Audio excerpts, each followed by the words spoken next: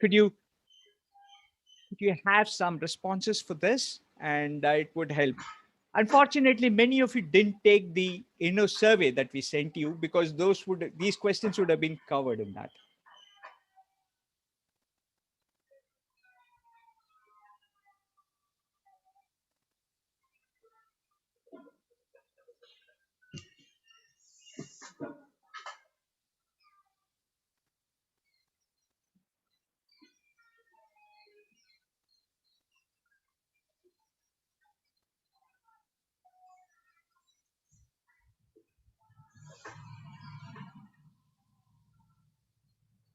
Some can't see the slide, so I'm going to reshare the slide.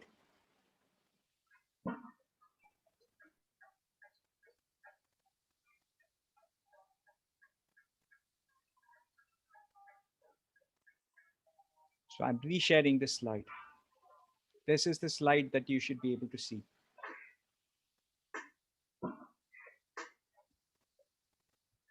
And if you can't enter this, it's okay. Let me go forward.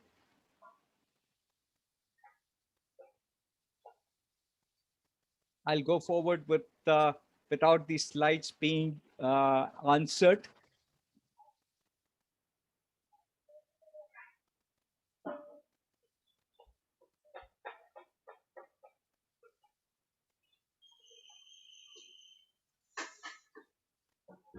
The way we define innovation is that we believe that ideas need to be implemented and they need to deliver value. In the real world, this means that innovation is not a technology, it's not a gadget, but is something that's beyond that. It could be that it's a business model, it is a management system, it could be an organization structure, it could be a process, it could be products, it could be production, it could be services, it could be, you can actually innovate in many ways. We use the methodology that was developed by Trott, who identifies 7 ways. There are other people who say there are 10 ways. There are people who say there are 12 ways of innovation. But basically, you could do innovation in different ways. And these could be 2 types. You can do them in incremental fashion, and you could do in a radical fashion. So you could incrementally innovate on your existing offering, or you could come up with something that is radical. This entire science of managing, structuring, organizing, and delivering, how you do this is what is called innovation management. And that's what I would love to talk. And I would start this by saying, what do we learn from why organizations can't innovate? The reason seems to be quite simple. All of us are focused so much on today's business. We all tend to focus on our current requirements, which have a very high demand on our priorities today. We react to markets, we react to customer demands. However, on a long term, these don't create enough value. The maximum value, unfortunately, are created by things which have very low priority today in most organizations. And those are the things that are truly disruptive in nature. So one of the biggest things that we have learned is that organizations fail to innovate because of silos, lack of objectives, lack of a higher purpose, the fear of failure, and the uncertainty that innovation represents. These are the top 5 reasons why organizations tell us that they can't innovate, even though they want to innovate. This is organizations who want to innovate, but they fall into these categories. How do we overcome this? We have seen that the best innovators in the world have a wonderful ability to balance between the today's requirements and the future.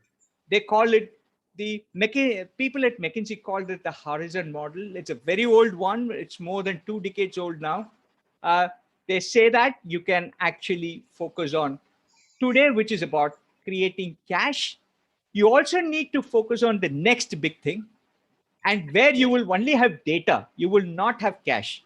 you talk about acquiring new competencies, you talk about preparing for commercialization and so on.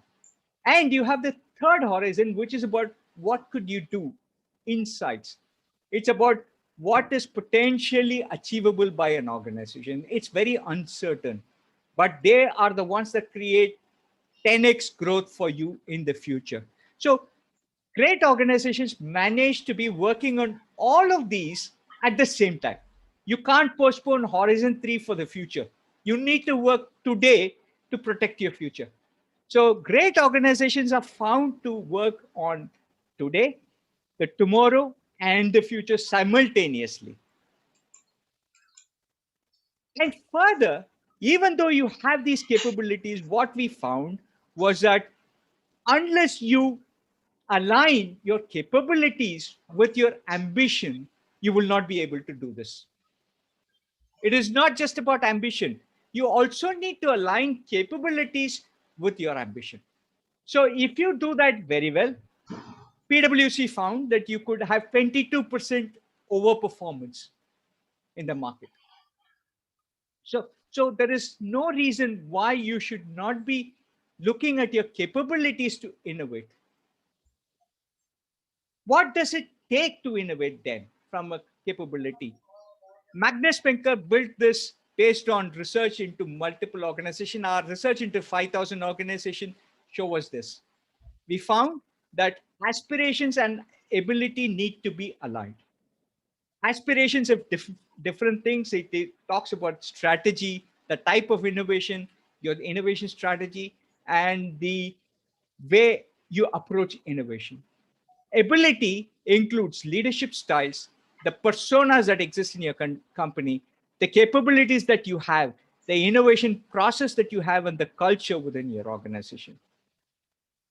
We codified it into the database, and our database provides us a lot of insights. And I chose to dig into Indian companies, what it looks like, and compare them with the Chinese and the world's best.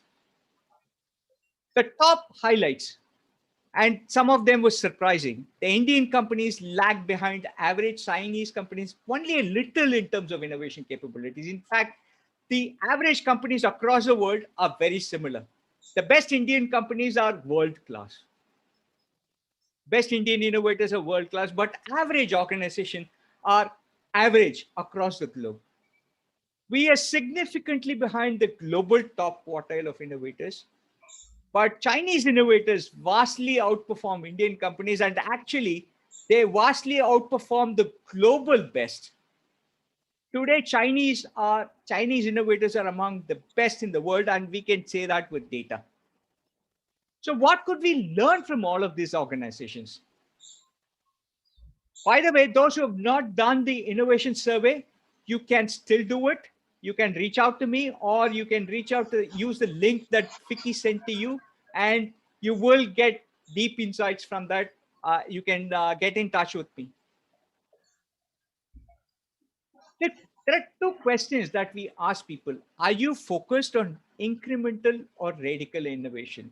Could you just go into Menti and quickly answer this, please?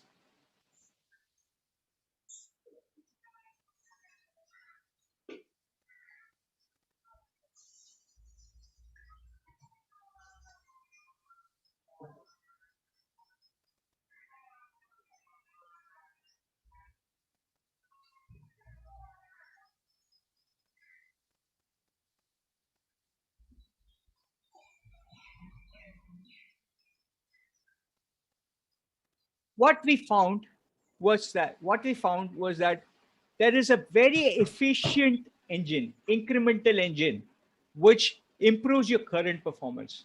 But every organization has a radical innovation engine that is built for managing the future.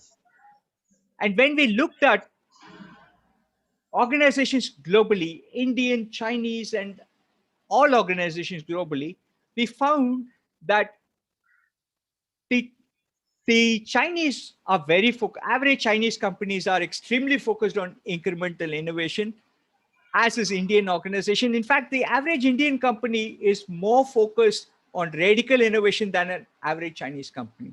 But we still lag behind the global best. But the surprise was when we looked at the capabilities for such carrying out such radical innovation. We found that Indian organizations don't have very well developed capabilities for carrying out radical innovation. There are very clearly many processes that they don't have, or very many capabilities that are yet to be developed for carrying out radical innovation. By the way, we also found that for incremental innovation, you don't need structured approach at all. We then looked at what triggers your ability to innovate. What insights trigger your ability to innovate? As you have said, many of you have said that you are looking at discovering the needs of both existing and new customers. And when we look at the findings, we discover that there are three types of people that exist in this, three types of companies that exist in this world. There are people who are need seekers. They are radical in outlook. They are first to market, and they build things based on customer insights. There are market readers who are looking at market trends and are very fast to market. And there are technology driven organizations. There are very different type of organizations. We found that Indian companies are need seekers and market readers more than technology driven. And their ability to look at customer needs similar to the radical innovation requirement are still to be well developed. There are a number of processes that they could do significantly better to radically improve the businesses. For example, one of the quick easiest one was that customers do not know how their products are getting consumed. And this would come back in one other analysis as well. We found that we really don't have anthropologists in organizations. They also can't understand, they don't have an understanding of customers' decision-making process. Similarly, the type of innovation was another one. And we discovered that most organization, while you have 7 different ways of innovating, most organizations struggle to go beyond product innovation. The amount, while Indian organizations have managed to do business model innovation, they have done some amount of services innovation, we are lacking behind on the ability to innovate our processes, the ability to innovate our management system, the ability to innovate our production capabilities.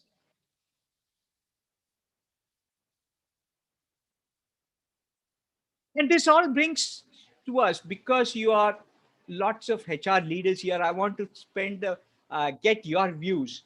How do you see your organization leaders being able to lead innovation?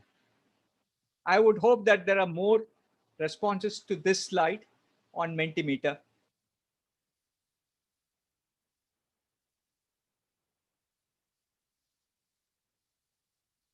Could you?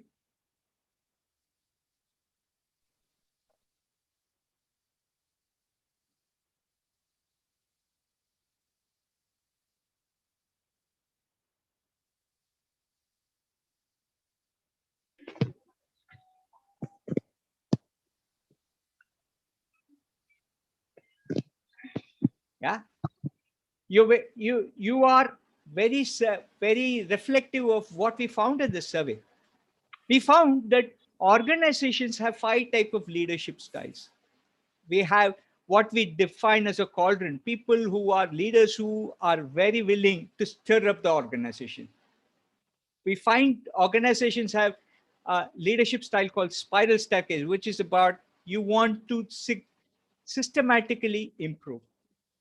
Then you have a style called a fertile field, where you are grooming people to look at improvements. Then you have something called the Pac-Man style, where you are ready to acquire new things, and the Explorer style, where you are ready to invest in research and development. The cauldron and we found that the cauldron and fertile field are both looking at short term, and they are looking at what do we need to do in the short term and how do we leverage our existing capabilities. The ones that are futuristic are the Pac-Man and Explorer, and we find that those are the sort of styles that are missing in the average organizations across the world. Except in the top innovators, this type of leadership still is lacking. We tend to be having leadership styles which are very good at incremental innovation, which is very good at looking at short term. What this has, and when we look at the ability to drive businesses across horizons, we find that the spiral staircase in cauldron and fertile field can actually help you with growing your existing business or with your current business. It is it is not for looking at your future. You need technological driven strategy and also an explorer style of leadership. This combines with what we call as personas within an organization. Organizations have three types of personas. You have learning personas, people who are very keen to learn new things. Anthropologists, experimenters, cross pollinators are people who bring in ideas from other places. Organizational personas who are basically who will hurdle, create, solve problems, who are collaborators, who are directors, and building personas who are very good at storytelling, caregiving. They can create a great environment for doing things. And we find that a lot of organizations and Indian organizations specifically lack anthropologists. Anthropologists are those people who go and figure out what the end consumers want, what the end customers want. By the way, we also found surprisingly that India does not seem to have enough problem solvers, and that might be because we are developing a lot of generalists rather than deep those people with deep technical capabilities. When we put together these two, we found that you can actually map a culture of an organization.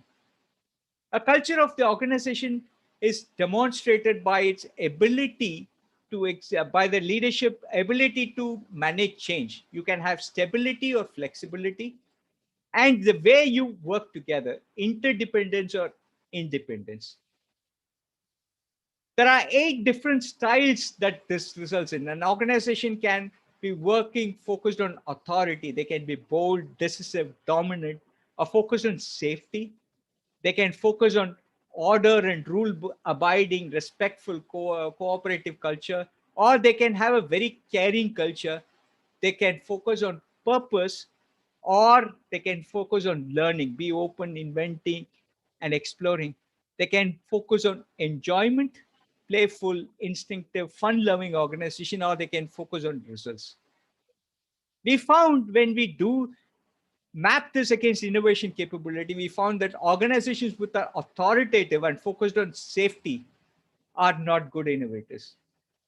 Organizations which are focused on results and are focused purely on maintaining order can only incrementally innovate. It requires organizations who are caring, who have an environment of enjoyment, and who are focused on purpose and learning to be disruptive in nature. And when we map Indian companies, we find that the culture tends to be more of order and caring. Chinese companies, interestingly, have a very different orientation. They tend to have all types of styles. We found that the Chinese style can be very accommodative. The top Chinese companies, they can be extremely accommodative in terms of their culture towards innovation. Putting it all together, what does it take to achieve that? What capabilities take to achieve that? We found that capabilities can be classified into two things. What do you do? Who, for whom are you doing it? How are you doing it? And where are you playing? These have different impact on organization. It has an impact. Are you growing, doing it for growth of profits? Are you doing offer innovation, sales innovation, organizational innovation, or ecosystem innovation? Are you doing internal transformation or external transformation? And that also requires that there are very well defined processes for innovation. How do you manage idea?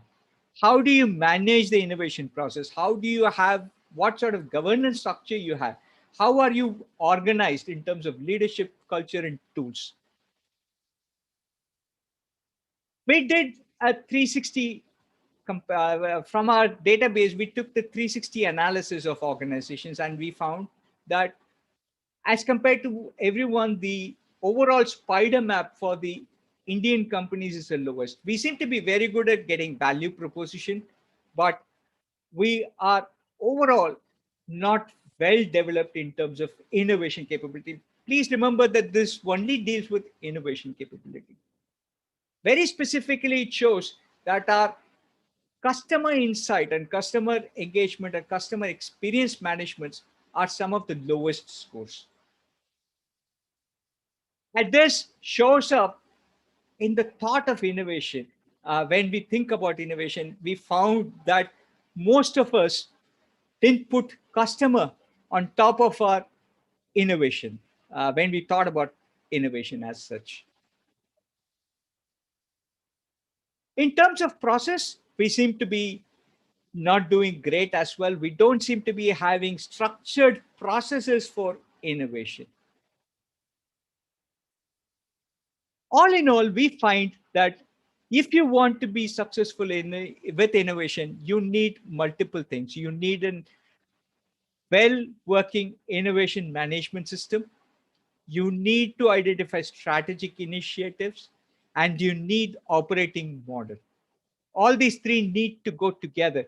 The organization's philosophy needs to be linked to strategic initiatives, and the fulfilling mechanism is managed by governance, which is part of your innovation management system. If you don't build all of these, we believe that innovation will continue to be an accidental event and not a planned event for organizations. If we have to improve our innovation capability, we believe that we need to understand the market and ecosystem that we are operating in. We need to create a balanced innovation portfolio that focuses both on today and in the future.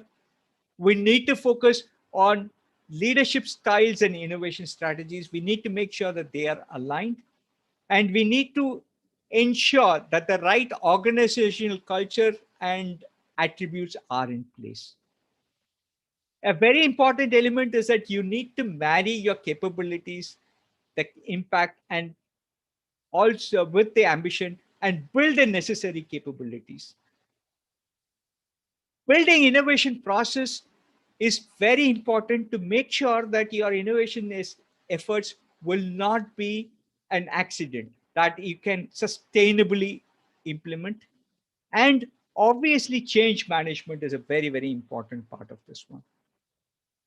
You can get, if you take the innovation assessment link that was sent by Fiki, you will be able to assess yourself for free on our website, on our InnoSurvey database, and you will get a report that you can use to actually look at how well are you capable of innovating.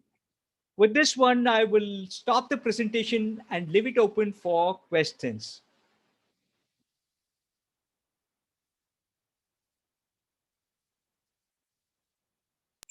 Questions from the audience?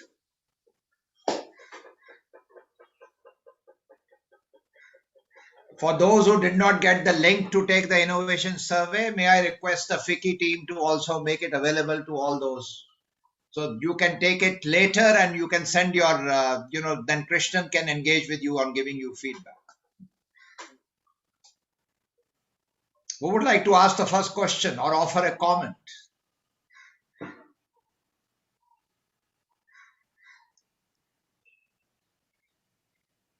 Vikas Jain, I think you want to say something. Yeah. Go ahead. Yeah. Thanks, Mr. Sachdev. So great presentation, Krishnan. So I'm sure there were many great insights covered here. I work as a solopreneur. So many of these people are from big organization, but I was looking for my context. So if I want to innovate my business post COVID world, and you also understand how speaking industry has changed a lot. Can you give me one tip that what I should do immediately, probably within the next 3 months to make my wheel start moving again? Krishnan, if you are in a spot now, Krishnan. No, now I understand. Vikas and I are old friends as well, and so he's very valid in asking this question. My first thing would be that look at what value proposition that you are delivering as a speaker, and how well are you delivering that value proposition. Is speaking the best way of delivering that value proposition, or is there a better way of delivering the value proposition? So look at that. So don't get stuck. Speaking is your product today. Should that be your product is something that you have to evaluate. So it does it with your ambition of being delivering value, is it aligned? Is the thing that I would say that you need to examine. And let me give you a bit of a right brain answer to sort of build on what Krishnan said. Just at the other extreme, what do you deeply care for? What is it that you so passionately care about or dream about, but don't know how to make that visible? Okay. But stay with that something which is bubbling up, still not coming up. Pay attention to that. So along with his left brain, very wonderful answer, think of this. What is waiting to be born from inside you? So it And seems to me, so I can combine both the comments. So it seems like we usually have 10 days of Vipassana. Now we are going through 1 year of Vipassana, and I'm not sure how long it's going to continue more. Thanks to both of you. thank you. Who wants to go next? I So, think Ishani Das is leaning forward, but Prince Augustine, the crown prince, appears. Yes, sir. yeah. So, I like it's an excellent talk you have given, Krishnan. Compliments to you. You gave very good insights. You brought about Chinese. When they innovate, they are at the top end of innovation, right? But Chinese come to India and are they able to really play? Therefore, what is the difference between innovators in India, like Vikas for himself, like a speaker? Because so Vikas, speaking is not your product. Transformation of mind could be your product. That's why I said picking from this thing, Speaking is just a tool, Yeah. So therefore, like companies like Mahindra, or you take Anil from education. He's a global transformation leader, right? So, or if you take Aisher as a company where Anil has actually multiplied the innovation quotient, right? Or if you take Reliance as a company, right? So therefore, if India has to be at a global level, right, and reckon, and because India is one of the largest consumption markets, so what is it we as India and Indians need to do differently so the world recognizes us as innovators? Very good question, Prince. One of the things that I tell people about is what is the problem that you are trying to solve? Innovation has actually two elements. You need to discover the right problem to solve, and you need to solve it right. A lot of people are not focused on solving the right problem. We we know a solution, and we want to use that solution to solve something we think is important, not necessarily a true problem for people. And we always come up with this challenge. This is the biggest challenge. What you do is not important. It is marrying what needs to be done with what you can do. Having said that, there are lots of things that only through technology leadership can solve, can show. For example, unless you understand technology in depth, you will not even know what problems can be solved by the technology. Good, So, good. two things: either you develop extraordinary capability to understand customers, or you develop extraordinary technology capabilities. And to develop the capability to do customer understanding, one of the very important thing is experimentation. Unless you learn to experiment and experiment intensively, you will not be able to identify customers. I was stunned when I heard that by one of my friends is the innovation leader at booking.com. Booking.com does 25,000 experiments every year. This is the average that they have managed over the last 5 years. 25,000 experiments every year. Every employee is empowered to do that.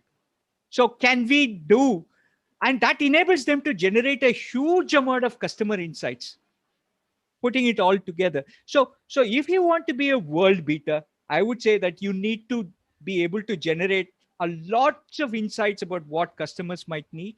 That can come from experimenting and exploring in anthropology, or from a very, very deep understanding of technology, which says that these are the things that are possible. And of course, at the end of it, it has to be executed. Thank you, Krishnan. Very well said.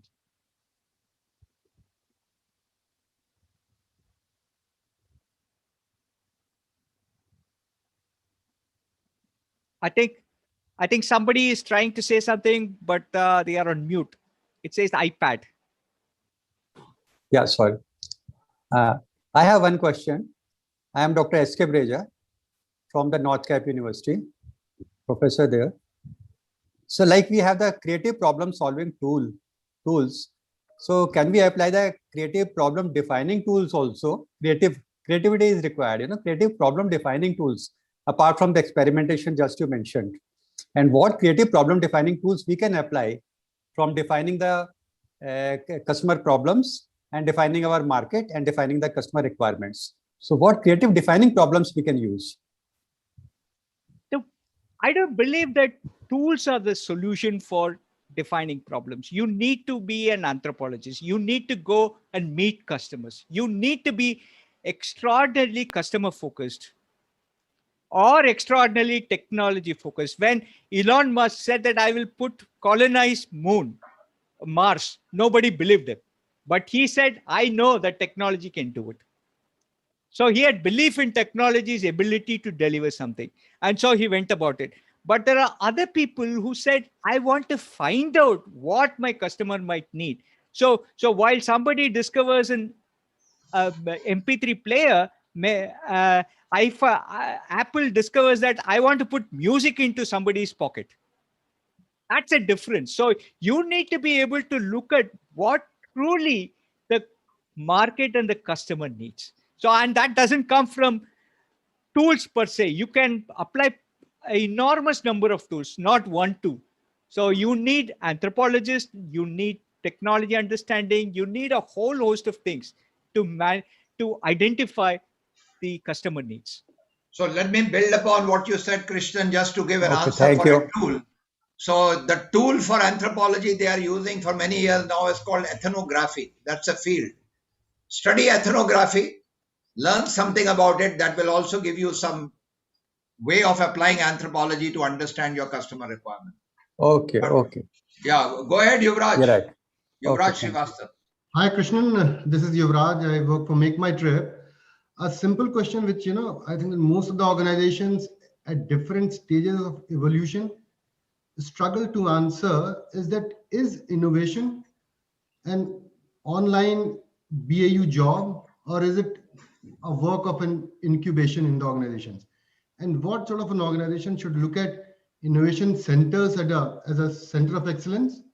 And what sort of organization should look at innovation as a part of your routine activity and work? If you can just throw some light on that. Yeah, there was a wonderful paper in HBR written in 2002, and that's the go-to method reference that I always use for this question.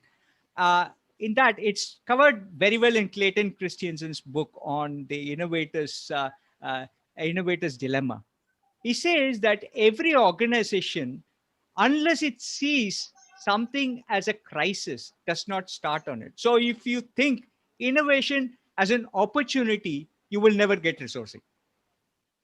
Unless you see it as a crisis, you will not get the resourcing. So what crisis would you be solving by taking up innovation? And that's a first framing question that you have. The second question is that once you have framed it, how do you resource? How do you execute? At the time of execution, if you look at it as a crisis, everyone looks to protect their existing business. You need at the execution stage, look at it as an opportunity. So one of the recommendation, and this is from Clayton Christensen, probably one of the biggest thinkers in the innovation space. He says that once you have identified the crisis and gotten commitment to do it, please look at execution as an opportunity. Create a different team and allow them to actually create a new business for you. That's when it succeeds, because your existing team will always play with your existing business model and will always try to protect the existing one. So the answer is not creating an innovation theater like an innovation lab and things like that, but by actually taking a right strategy for staffing and execution. Thank you. That clarifies something. Yeah.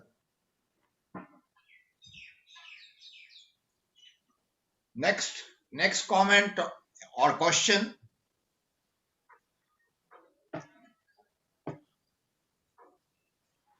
Who would like to go next? Go ahead, Mansi. Mansi, do you want to say something?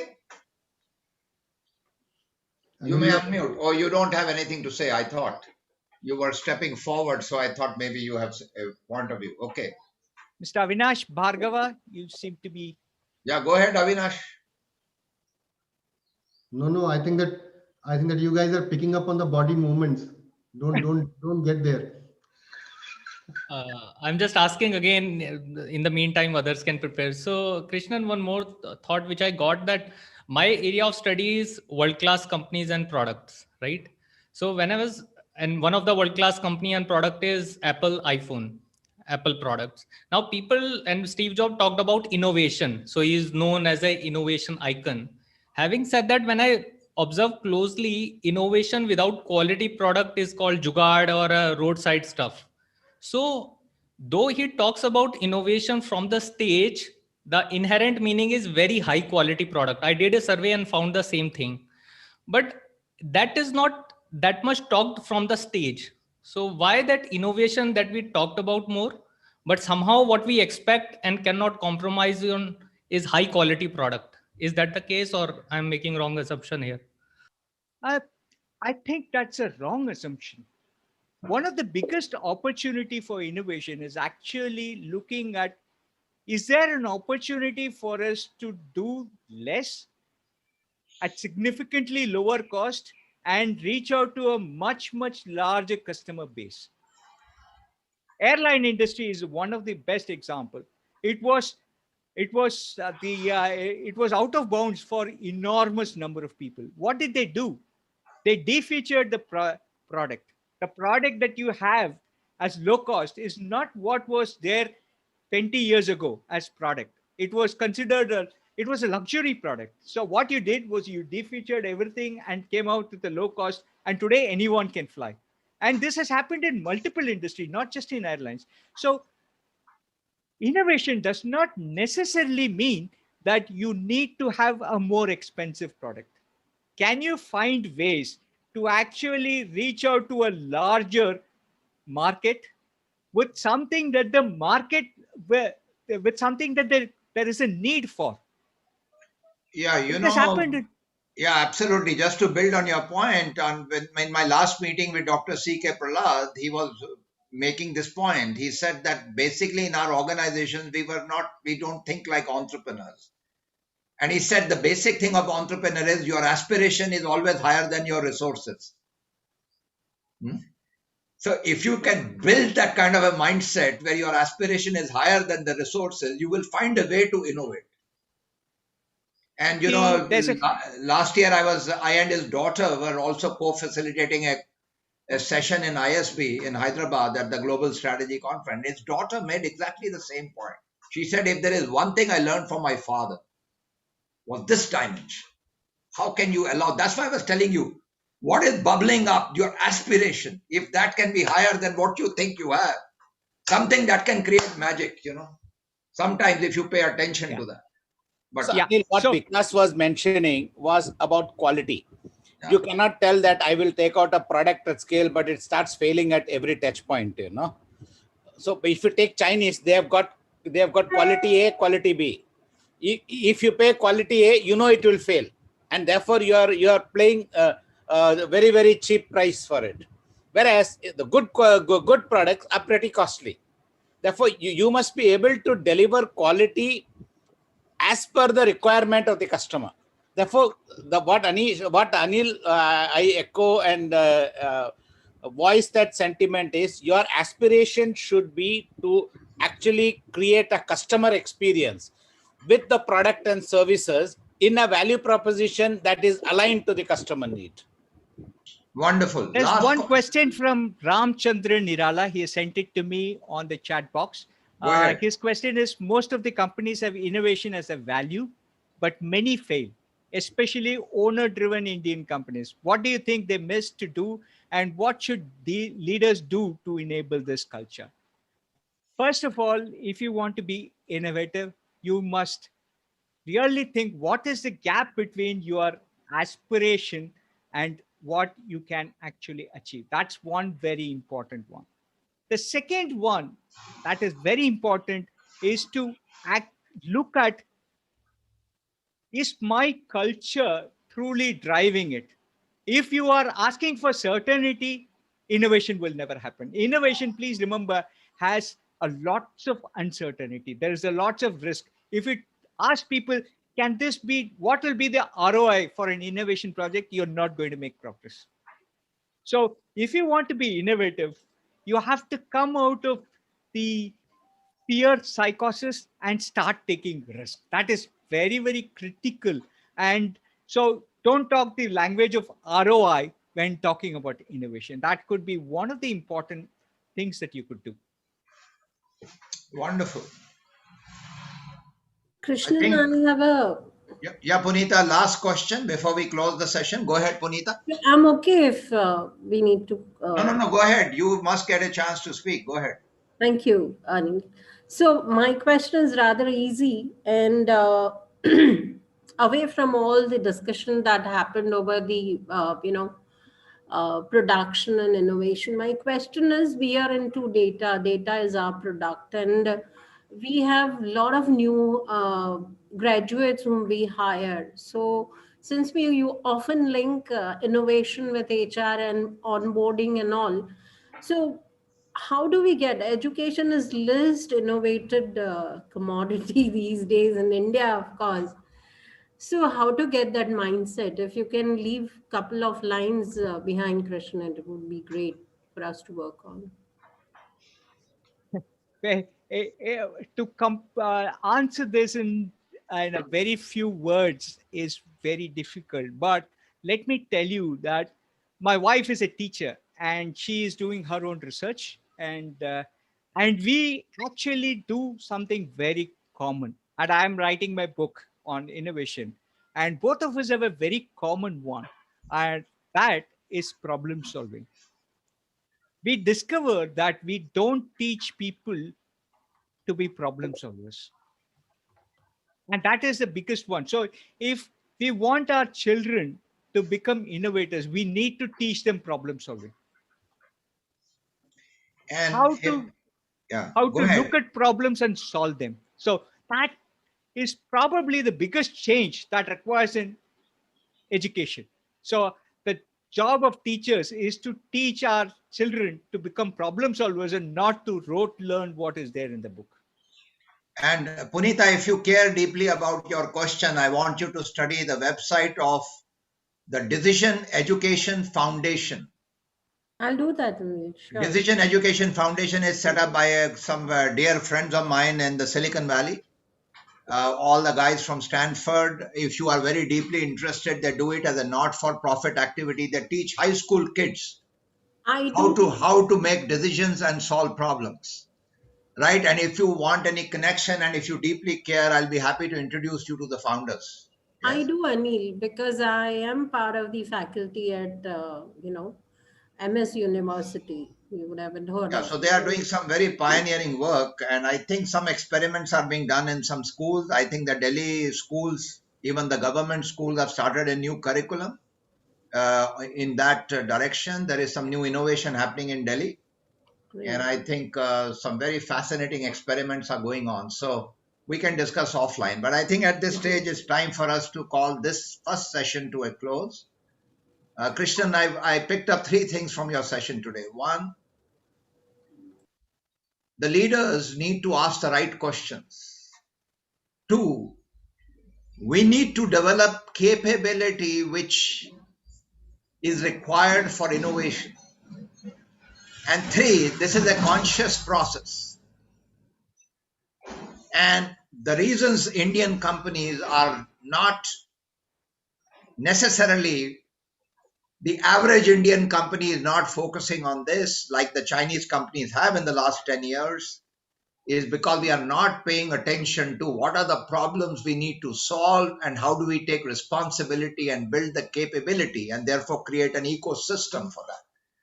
So thank you very much for this first session. Thank you, everybody. We will take a 15 minutes break. When we come back, we will then introduce the second session to you, which I and Prince Augustine will co-facilitate. And after we set up that context for the second session, we will have a wonderful breakout rooms session, which we will actually ask you to practice a way of learning something about yourself. Okay, so Thanks, Anil. thank you very much. You can remain connected to this meeting, but you can put your videos off. You can go mute and come back after 15 minutes. Okay, Thanks, go and Anil. take a walk, get a digital detox, screen detox for a few minutes.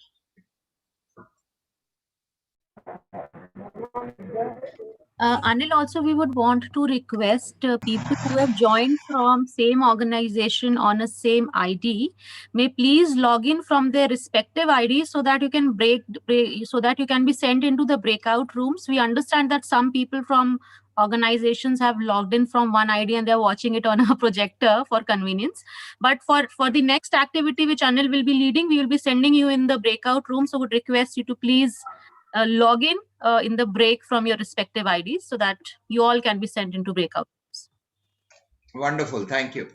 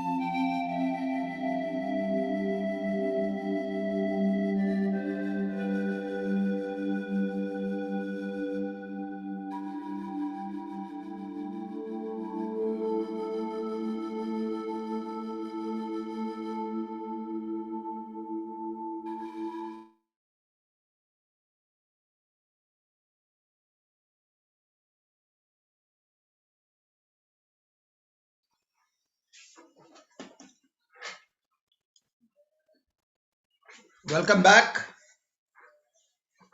For those who are already back, for those who are planning to be back in a minute or so, I was playing some Tibetan meditation music for us to get into that spirit of calmness for the next session.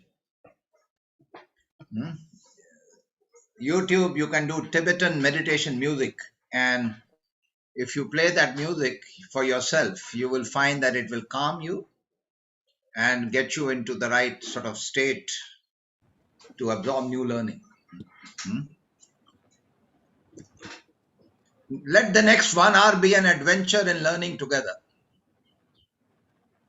And Prince, as the co-facilitator, what would you like to say to everybody at the beginning of the session before we start explaining the session design?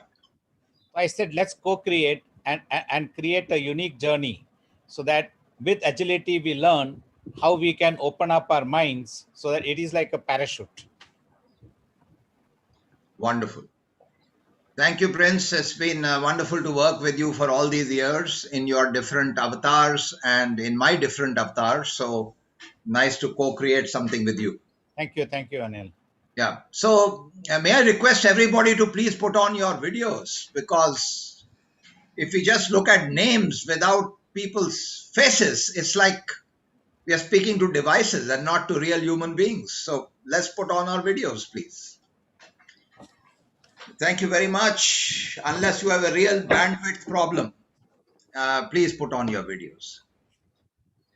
You know, the concept of learning agility started getting researched in 2011 in greater depth. And when COVID happened, people understood that this is the only aspect that could enable us to not only adapt, but also to innovate. So now we are going to get into this understanding of what is this so-called learning agility, which you may have heard about. It has 6 dimensions. You know, when we are little children, we learn effortlessly. That's because we don't have anxiety for the future. We don't have regrets about the past. We don't have that sense of ego that has come in. Children don't have fears. All children are extraordinarily creative. But by the time they turn to the age 15, only a small percentage remain creative. Because between 5 and 15, we do something systematically to our kids to destroy their creativity. We call that parenting and we call that education. Now this learning agility says, go back to your unschooled mind, the unparented mind. Even for adults, you can invoke that, which is the childlike curiosity. So that's the first dimension, with that wonder in your eyes saying, is that so? When you look at everything with a fresh pair of eyes, you invoke that curiosity. And that is the first dimension of learning agility. And the second dimension is self-awareness. So Prince, tell us about self-awareness. Go ahead. You can unmute yourself. Yeah. It's all about knowing ourselves as individuals. I want to share with you a story. Like all of us know about Alexander and Porus. Alexander defeated Porus, right? And he knew that if Alexander knew that if he had to rule countries which he conquered, he will not be able to do, because once he goes away, the very kings that conquered will rebel against him. So this thing was that I cannot manage every part of the world. So how do I build vassals? How do I ensure that I get people on my side? So he asked Porus, how should I treat you? He said, you treat me like a worthy opponent. So this is all about self-awareness. Alexander knew that if he had to manage a country like India, then he needs a very able ally like Porus. And he said that you shall represent me. Right? And that is how he got Porus on his side. Therefore, self-awareness is all about understanding our strengths, understanding our areas of development, and seeing how we can best leverage it. Because if we know that there's a strength I can utilize, if we know that there is a weakness I will not be able to do, but I'll have some of my team members actually manage it, then my ability to get the best of that situation and opportunity is the highest. So Anuradha was telling Ki that danger is got both opportunity and adversity, right? So therefore, if it's all about knowing your inner self, knowing what you can do, what you cannot do, right? And therefore, our blind spots do not inhibit us to succeed in life. So this is what is all about self-awareness. Wonderful, Prince.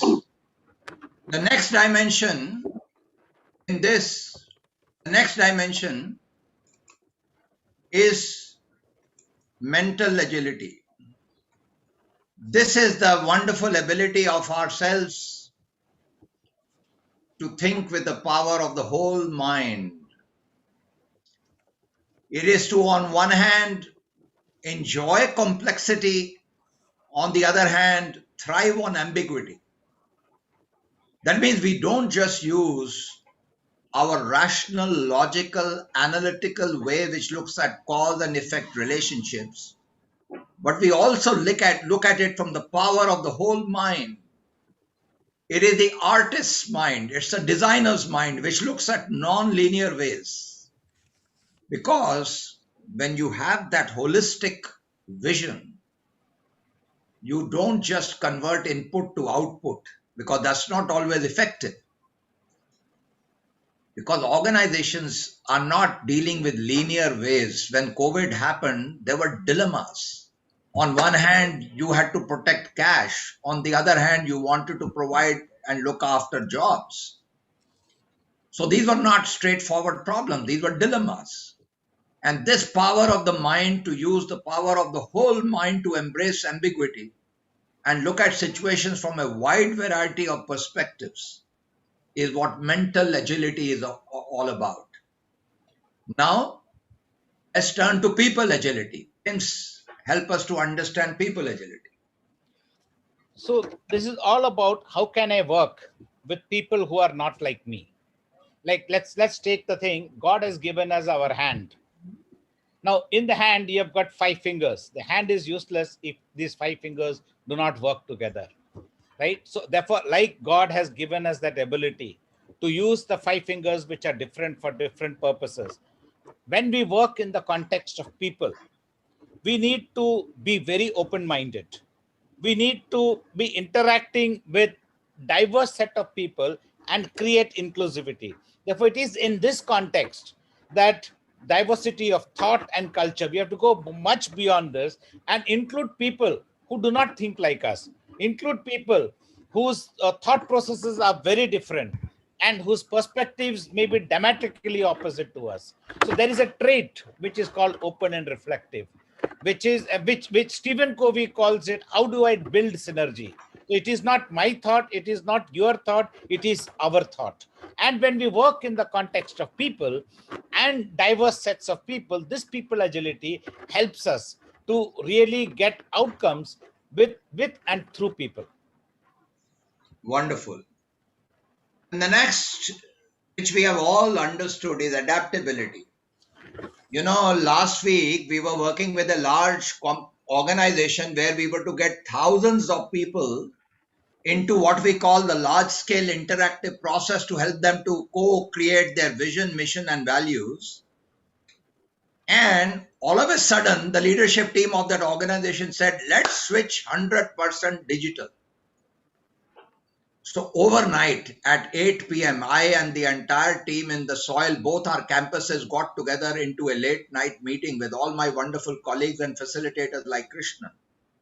We had planned 19 LSIP events in the next 10 days.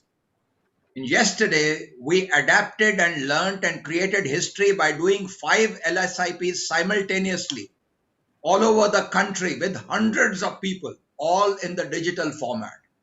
And you know what people said? They said, actually, this platform, we got a voice and it was an absolutely amazing process. Adaptability means getting people together to think of new ways so that people get comfortable with change. They don't say, oh my God, and get frozen. Because when sudden change takes place, people have a behavior called fight or flight. The fighting tendencies comes out of they get frightened. They want to fight it. And they get very frightened, they withdraw. And then that can also lead to complete flight. So how do you find it, the ability to get comfortable with change and new ways of doing things rather than saying why this has happened to me? And this is such an important part of learning agility. Next, whole resourcefulness and results orientation. Help us to understand this. So COVID is a wonderful story. You know, we heard Anuradha sharing how Levers was able to actually integrate two cultures.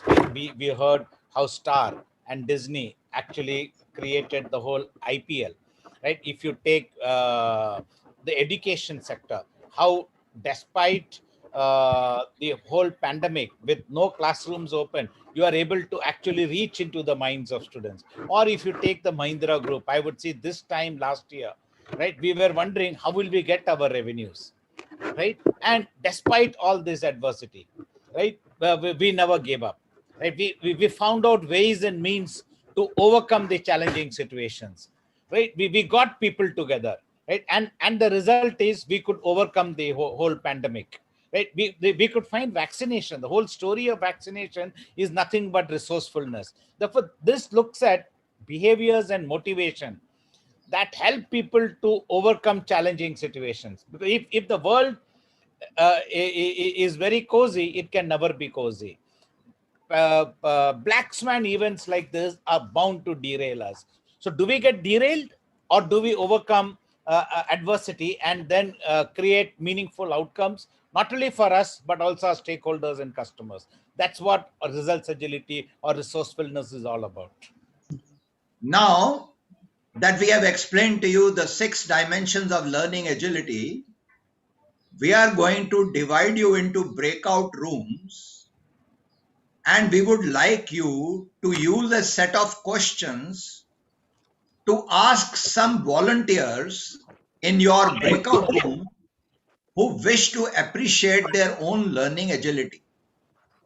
So one person in your group may say, please ask me questions. And then others will ask questions as per the list I am about to give. My request is please take pictures of all the slides I'm about to show. For example, group 1 and 2, which you will be given this number, group 1 and 2, you will ask questions to appreciate childlike curiosity. Please take a picture. All of you in the group, all the people present in this conference right now, please take a photograph of the slide. These are questions to help you to understand childlike curiosity. Have you taken the photograph, everybody? Have you taken the picture? Yes, sir. Good. Now slide number 2. Groups, which will be groups 3 and 4, will ask these questions to understand self-awareness. Please take a photograph. Can we go back once again? Can we go back to the previous slide once again? Please take a photograph of this slide, which is meant for group 3 and 4. But all of you take photographs because this will help you otherwise also.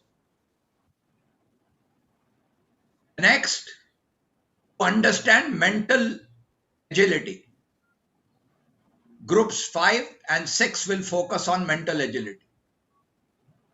Please take a picture of this slide as well.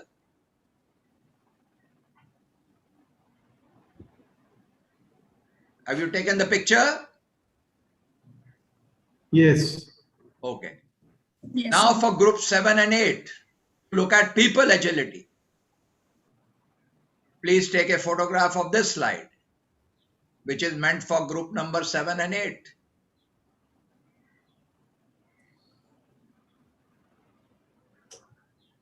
Now, group 9 and 10, which will look at adaptability. Please take a picture of this slide.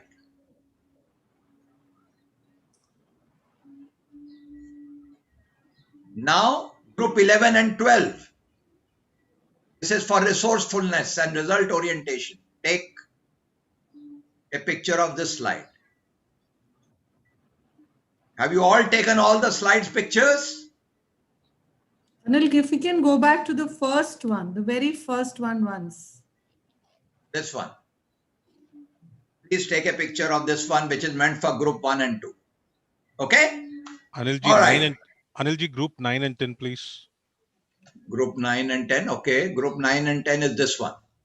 On adaptability. Take a picture of this. Done? Yes, sir. Okay. Now I'm going to stop sharing slides.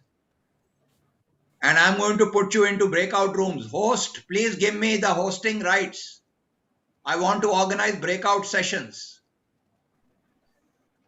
The Fiki host, please give me breakout rights. Yes. Okay. Now I have the breakout. You are the host. Okay. Now I am going to divide you into 12 groups. And you will be assigned by Zoom into 12 groups. Here are the 12 groups which have been assigned. You will get 25 minutes to go into your respective groups. Remember, the process will begin by one of you in your group saying, I would like to understand my learning agility. And others will use questions one by one to ask that person. And the rest will be silently observing. If you have finished the first person, then the second person will volunteer. Then you will again ask questions. And till that, as many as you can do in 25 minutes. In order to make sure that people are listening and the process is well managed, please choose one facilitator in your group who will make sure that the people are involved. Choose a timekeeper who will make sure that you manage time properly. Third, choose a spokesperson who will speak on your behalf, your experience. And that spokesperson may also make notes which the person will share. And remember, the people who are being interviewed can also later make notes on what did they learn about themselves through this method. Remember, ask questions with childlike curiosity. Do not ask questions through a judgmental point of view. Be very open-ended. Be very appreciative of what the answers you get. Okay? So is the exercise clear? Is exercise clear to everybody? Yes. Yeah. One question. So this is, you will be given 25 minutes. I'm opening all the rooms now.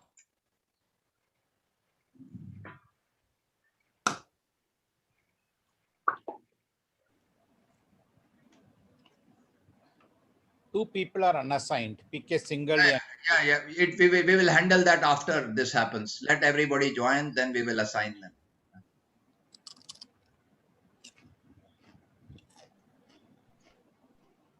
Which group I belong to? I don't know. It should be, if you go down below and press the breakout room icon, Okay. then it will come up for you. Just press that icon, it will come to you. Okay, thank you.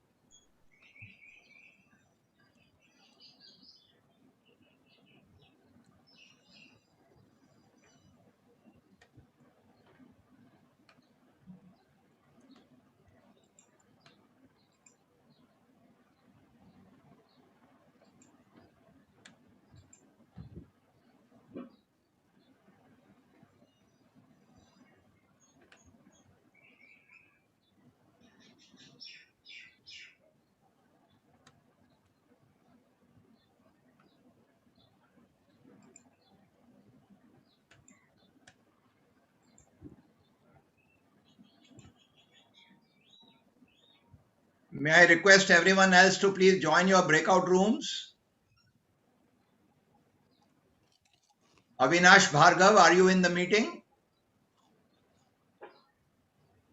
Rakesh Jain, are you in the meeting?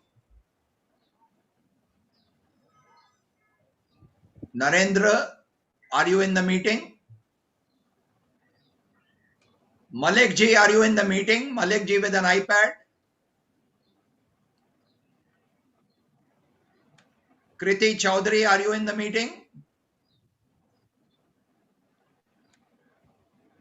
Rakesh Jain, are you in the meeting? Mansi Yadav, one as unassigned participant. So let me go to that. Quality Guru Dr. Bareja, I am sending you to group 5.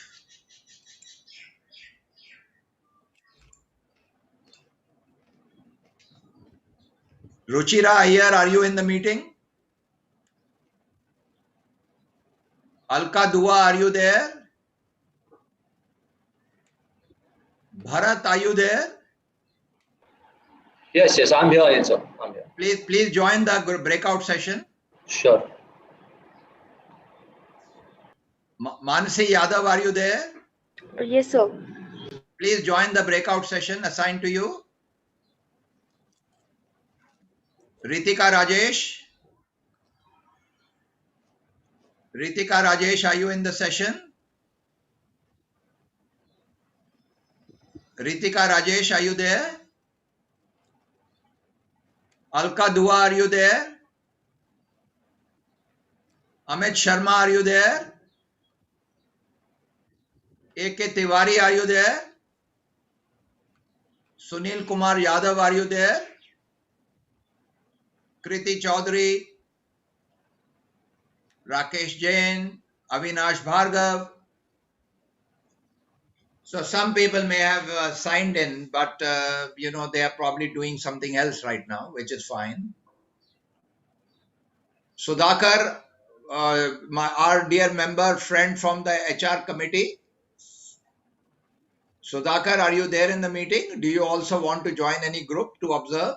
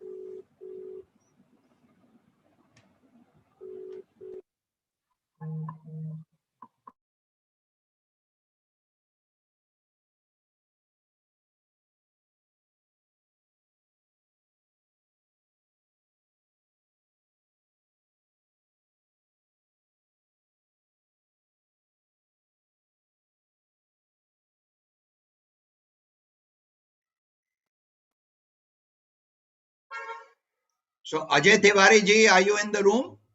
Yeah, I am in the main room. Actually, in that room number 10. I mean, they were just two participants. So Others may not have joined, but they had joined and then later they left the room. So we were left with just two persons. Can you, Mr. Bharat, he's also come to the main room. Why don't you do one thing? Why don't the three of you begin to have a conversation in the main room? Why don't one of you volunteer and the other two begin to ask questions? We can still go to room number 10 if some other participants they like to join the room. Okay, if you would like to visit group number 10, why don't you join? You can start from there. Okay, but you can allot some other participants also who are in the main room so that we have sufficient number of participants to interact. Ajay Tiwari ji, if you exit this meeting and rejoin, then I can assign you to a new group. Okay, let me try. You exit the meeting and rejoin, then I will be able to assign you. Okay? Okay. Anil, we need also to send Prince to room number 3, 4, 7, 11, 8, and 12 for moderating it here. If Prince is the co-host, right? So he can go in wherever he likes. Okay. Prince, are you in the meeting? Yes, I'm in the meeting. It is not giving me the right to enter room. So we can make you the co-host, which I thought you were already, but here you are a co-host. So you should be able to go, Prince. No, I go to room number 3 and click. It doesn't let me. No. When you go to the breakout room option and click on that, it will show you the room number. On the right hand side, it will say join. So you please join. Can you do that, Prince? I'm doing that. It is not. Have you joined from a phone or from a laptop? From a laptop. I've got a then when you press breakouts option as a co-host, you should be able to see. Can you see the group-wise breakup of participants when you press breakout rooms? Yes, I can see that. Then against each group on the right-hand side, there is a blue-colored sign saying join for you as the co-host. No, it is not there. I'm surprised. Prince, can you exit the meeting and rejoin? Maybe there is some technology issue with you. Exit this meeting and rejoin. Then you should be able to do that. Yeah.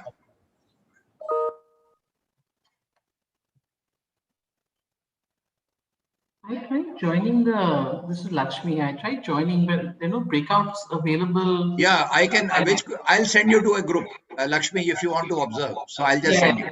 Sure, thank you. I'm sending you to group 7. Please go. All right, super. Thank you.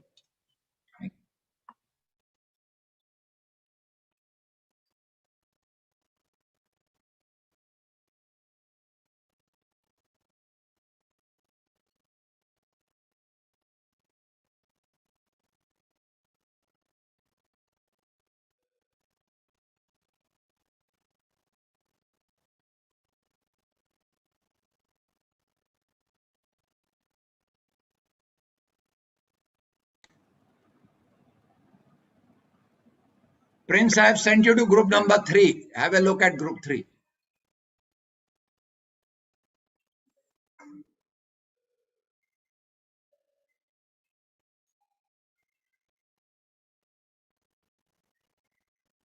Avinash Bhargava जी, आप किसी group में join करना चाहते हैं?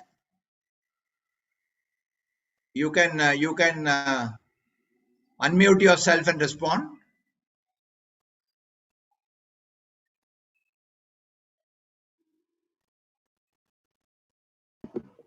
Yes, please. Would you like to join any group? No. I'm just listening. I don't want to join group. Okay. Anji, Prince, what happened? You have to unmute yourself. I'm not able to join. I can only go to room number 3. When I go click on join breakout rooms, only room 3 appears. Okay, why don't you at least go and see room 3 right now? Okay. Then when you come back, we'll figure it out.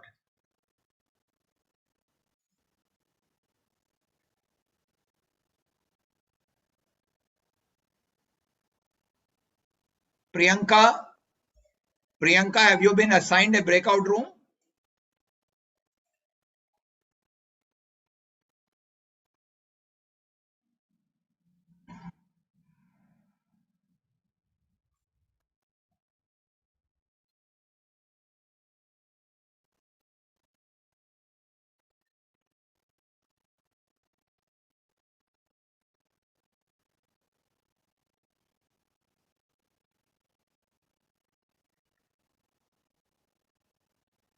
PK Singhal ji, are you in the meeting?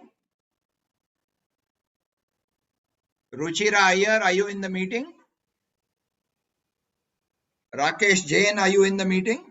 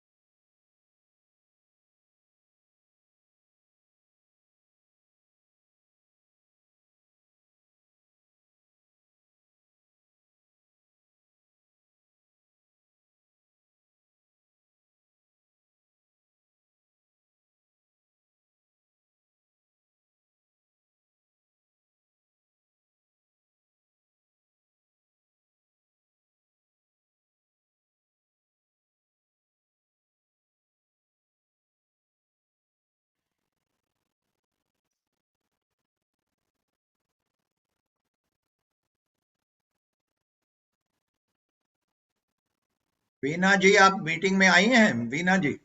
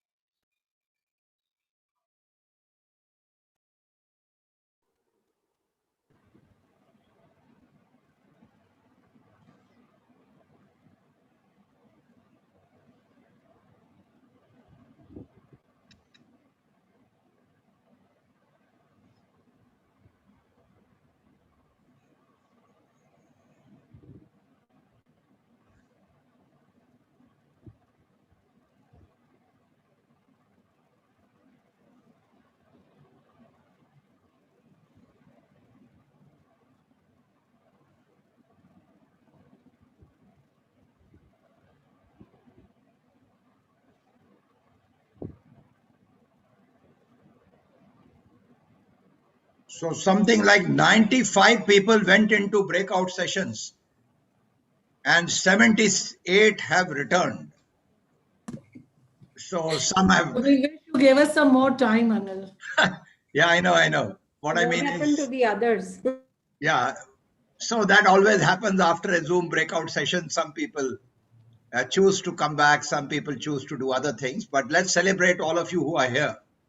And yeah, let's just celebrate all of you who are here. So let's say group number 12. Let's start with the last group first. Group number 12. Please share your learning from this experience. So is it over? The break room session is over? Yes, it's over. So please share. Yeah, I think I'll summarize, and then we have two more people who can probably add in. So our point of problem statement was basically to discuss a situation which was challenging and how did you manage yourself during that particular time. So we had Prabhat with us, who basically talked about his journey from a professional point of view. So he was, if I'm right, Prabhat, he was leading. He changed industries and he began to lead another organization, and the entire business scenario at that point of time was something that he was not very comfortable with. So it was challenging for him. But there are a few things that helped him stay grounded and, understand the entire scenario. And I think one of them was to really pay attention to, first of all, understanding the business. Even though he was part of the HR team, what he also mentioned is that a lot of times HR is not very aligned to what is happening within the business. So what helped him there was to really understand the business, take time out. He was leading it pan-India, so understanding different areas, how different areas also operate. I think he was in the fashion industry, and what he mentioned is that fashion too varies a lot as you go around the country. So it's very interesting to understand the nuances of the different areas. So that really helped him. And another thing that he mentioned was he was very flexible, and he was not at all hesitant to put in extra efforts. There were a lot of difficult days where he had to work 12 to 15 hours, but because he was doing something that he really liked, so that kept him going. And he also had a very good talent acquisition strategy, which he put in place, tied up with a lot of fashion schools from which he could, source fresh talent into the organization. And this really helped him in the end, because the impact that he could create was humongous. They were hiring around 700 beforehand, and after he joined in 2 years, I think they shifted to 2,100, which was a great impact, which he was able to bring in.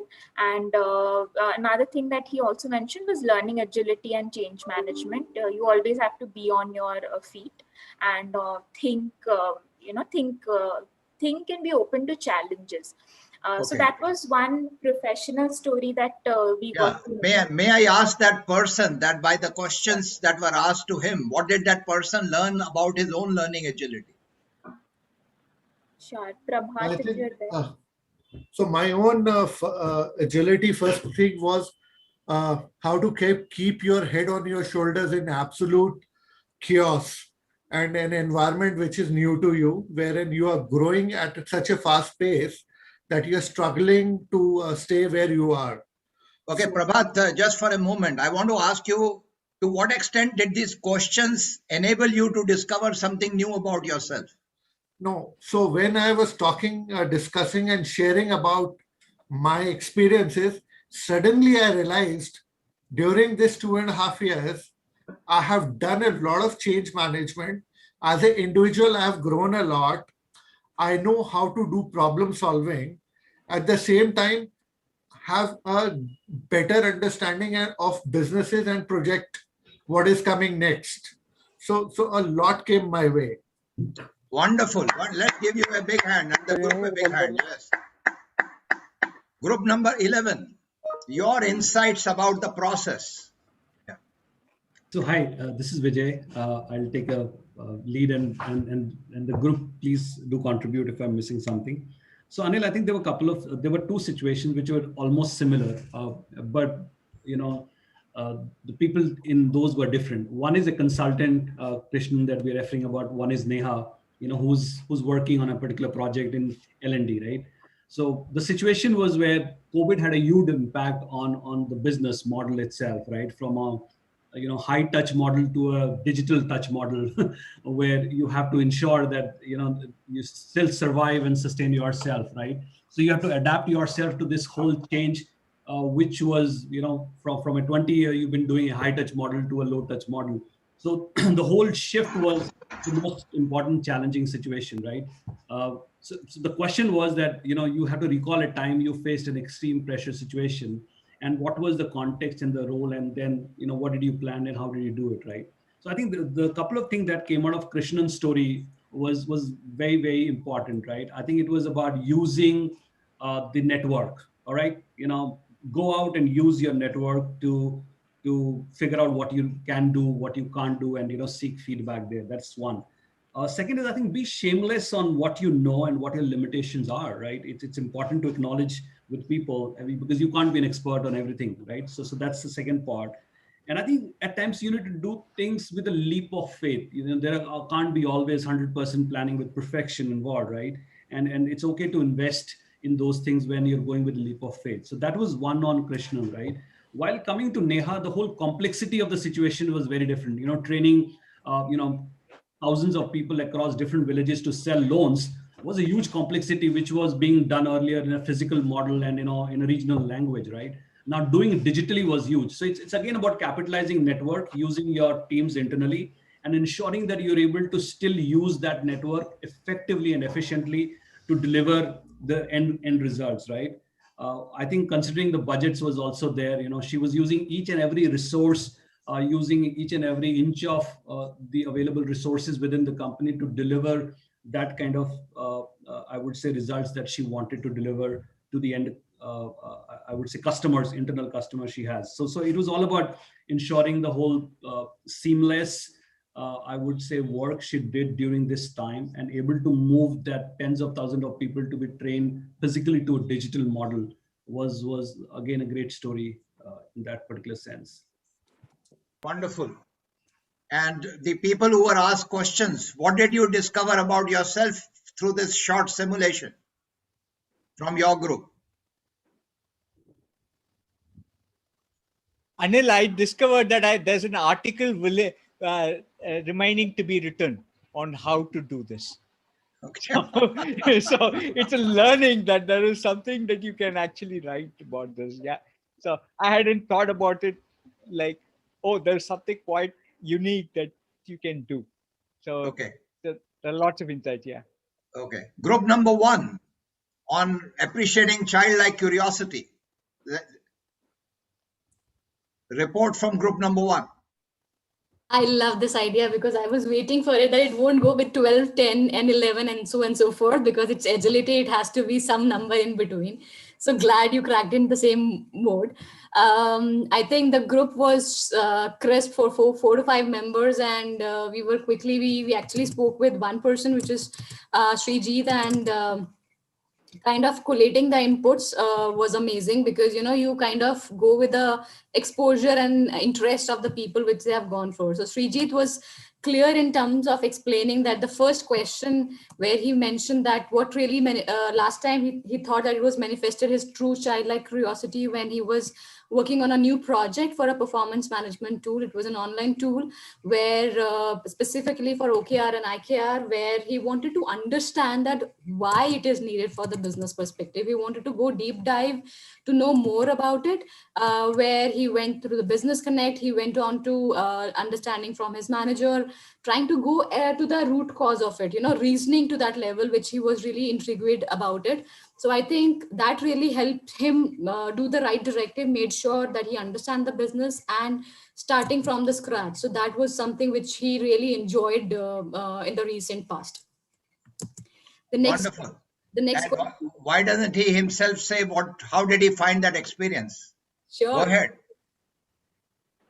Yeah, so I really loved that experience, and why I meant it to be a childlike curiosity was because I had to unlearn stuff to learn something new. So for me, it was always about working in other bigger organizations where MBO or management by objective, that is, or by KRA's goal setting was simplified. So why did we want to complicate a process? In my head, it was about why are we trying to complicate a process with more intrinsic details?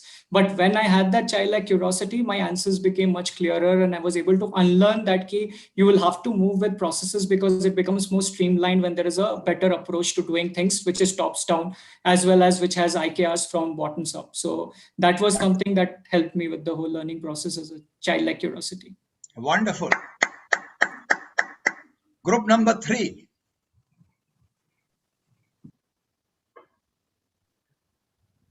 Group 3, would you like to report? Hi, sir. This is Vidya here. Yeah, go ahead. Yeah. So we had discussed on 3 topics, and one presenter was Ms. Ruchira, and She explained on how she was able to talk to people, convince them during the pandemic situation, and how they have given an assurance with regard to layoff situations, work-life balance, and how they have made things perspective. Like how they have made people comfortable on the employee perspective, customer perspective, and as well as on a work-life perspective. So that was a main point which Ms. Ruchira has mentioned. And with regard to Ms. Sheba, she was explaining on how she the functional changes during the pandemic situation and how she was able to understand what are her strengths and what is her current situation and how she's starting in the learning and development department, and insights about learning and development was given by her. And I was one of the participants where I have explained about the productivity management and during the remote working situation, and how we have made a combine of all the agilities to achieve the result orientation. So that was the main topics which we have discussed. Wonderful. Thank you. Would anyone else from the group who was asked questions like to share something more from this group? Okay, let's give you a hand. Thank you. Group number 6.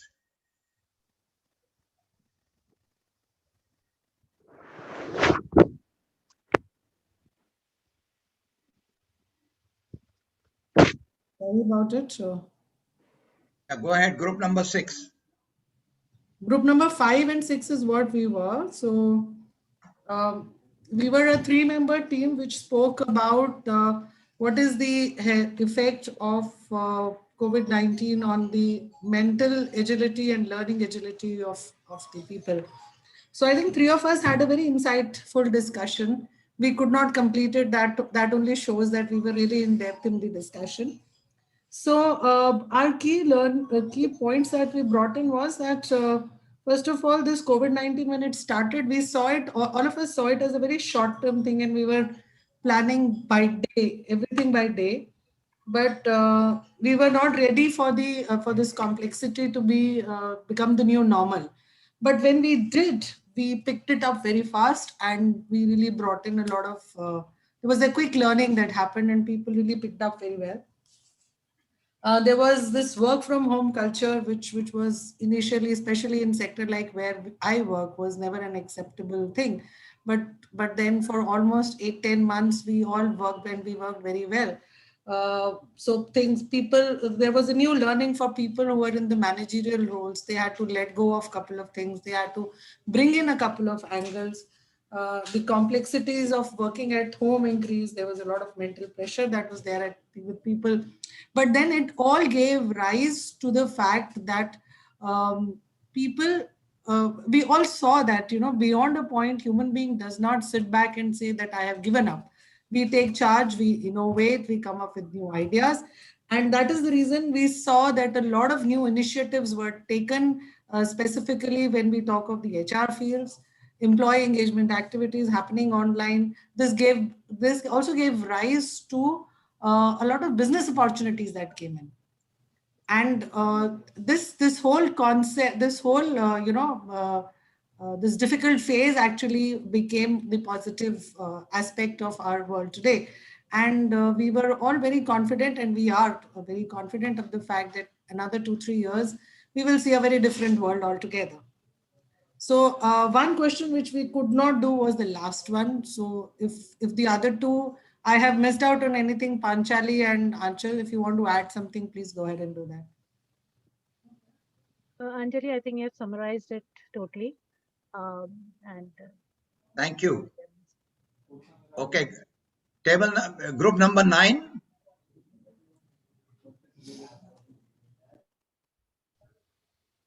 Group number 9. Yes, from our group, hello sir, from our group I would request Mr. Gurjap Singh to summarize what we had discussed. I'm Gunjan Katyal from Almaha Foods. Mr. Gurjap? Yeah, hi everyone. So our topic was basically that I'll just give me 1 minute. So it was related to how much of sudden changes we have experienced. So yeah, it's applicable to all of us. We are all working in all MNCs and organizations. So everything actually changed overnight for us. So one day we are coming to office, and next day we were sitting at home and just locked up in a room and doing and figuring out that what exactly we are supposed to do. And slowly and steadily, not in a 2-3 couple of, it takes 2 to couple of months for all of us, and which basically was a common point which we discussed among ourselves, that it takes 2-3 couple of months to adopt to the new situation.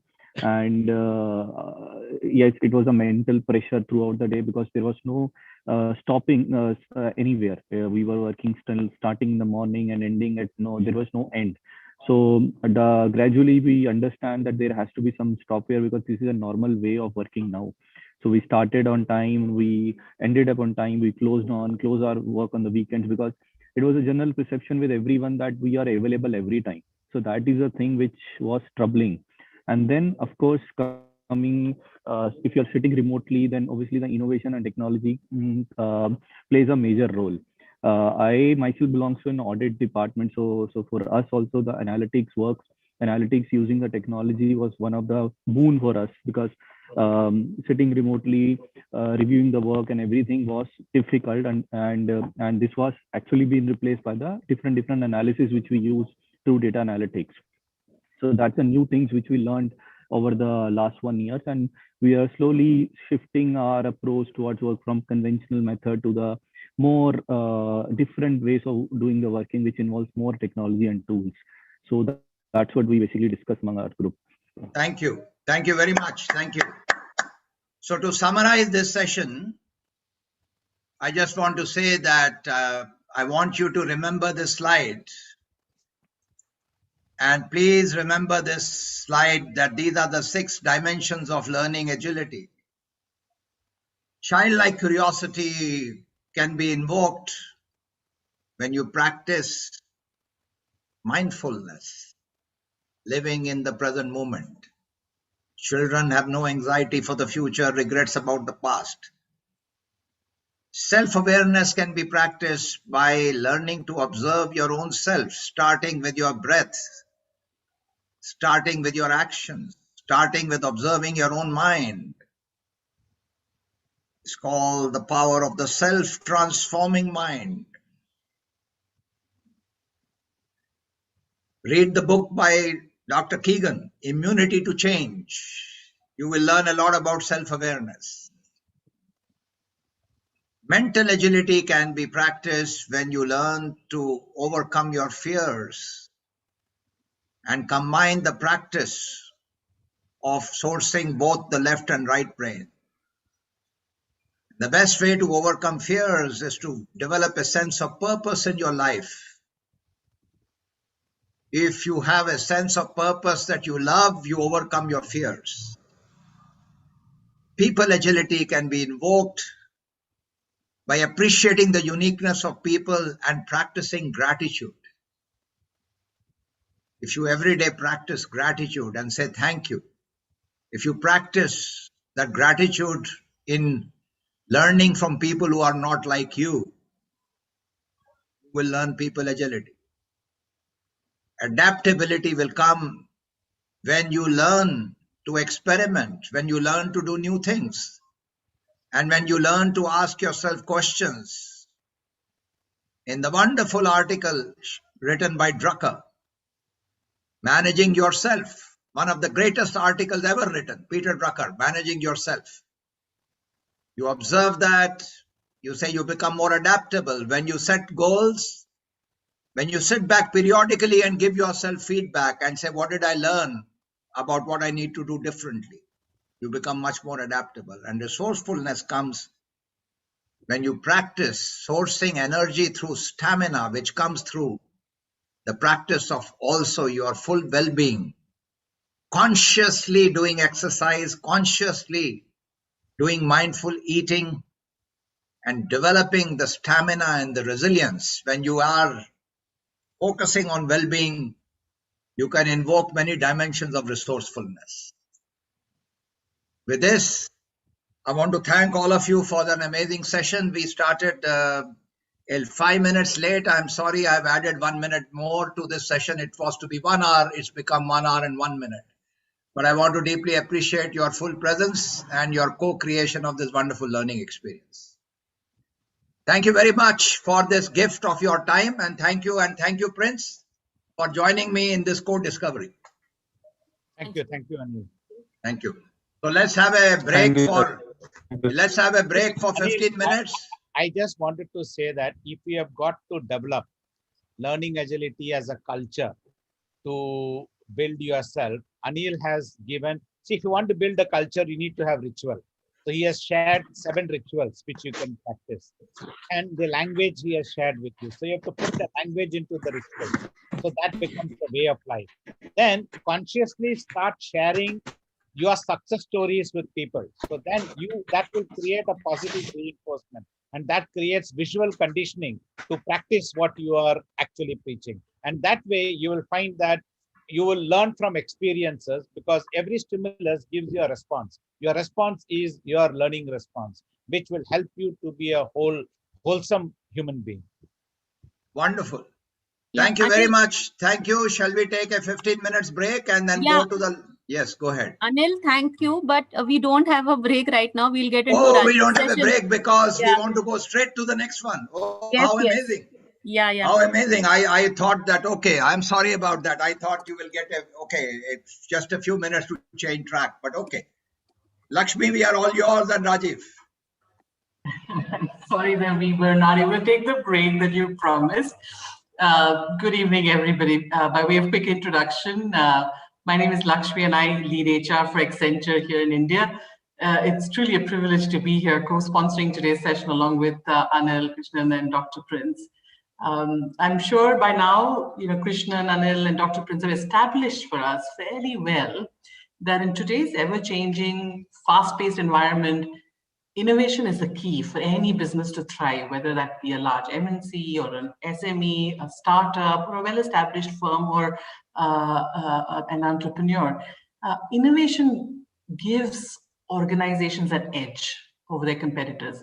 Innovation increases their chances of discovering new opportunities and new ways to deliver their clients' needs. And today's session so far, we've been focusing on how can we build an organization and build the right capabilities in the organization to fuel that innovation. And we just now spend time understanding the importance of learning agility as a foundational element for that innovation.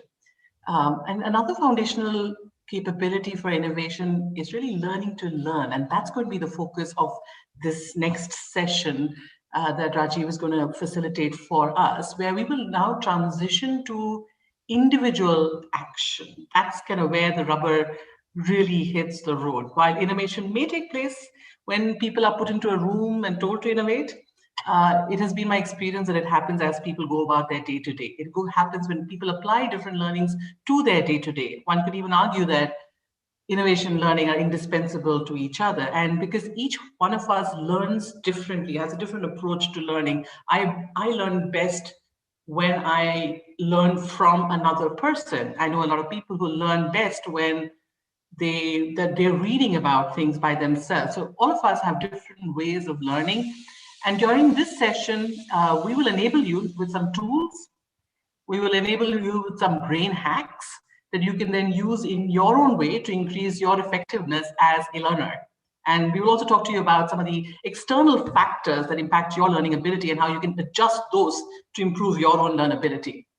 And at Accenture, we have a culture of lifelong learning, and continuous learners is who we are looking to build.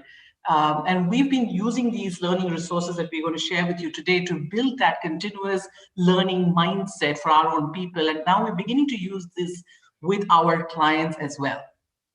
My aspiration for you, all of you who are listening in and participating today, is that you will each take away something that will help you build your muscle on learning agility.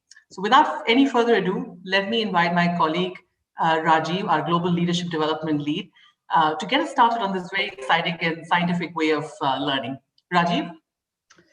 Thank you, Lakshmi, and thank you everybody for tuning in today. This is such an exciting start to a 3-day conference, and Really great engagement throughout the day. And thanks Anil, Prince and Krishnan for setting the stage so well.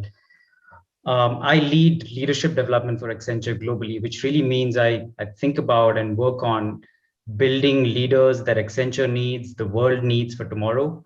And I believe that everybody here is a leader in their own right. And learning how to learn is going to be one of the key aspects of your leadership, your impact in whatever sphere you operate in. So if we can have the slides up while I set this up, that'll be great. We thought we would pick something as a closing topic for today, which is relevant for every single person who's joined us today.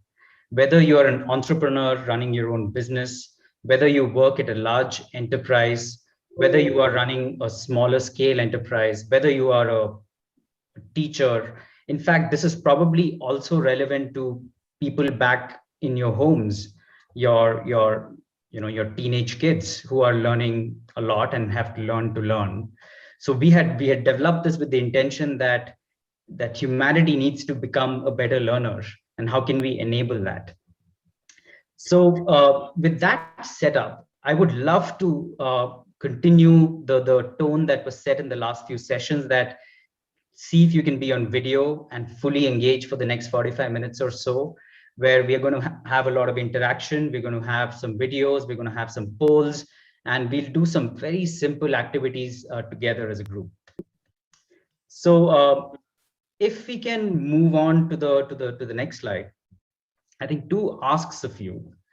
Number one, as we already talked about, 2 actions which will help you get the most out of these next 45 minutes. Minimize whatever distractions that may be coming up for you. Could be phones, could be alerts, could be spaces where others are walking in and out. So minimize whatever is possible. And then just, I would say, just keep this question in your mind, which is, what do you want to get out of this session? It's towards the end of the first day of the summit. What is it that you want to get out of it? Maybe reflect a bit on what you have already consumed through the last 2 or 3 hours. And to help you with that reflection, I want to show you a 2-minute video, which will introduce you to a new way of reflecting, and hopefully a way of reflecting where it makes your insights more sticky. So if we can cue the video, and then we'll come back to the discussion.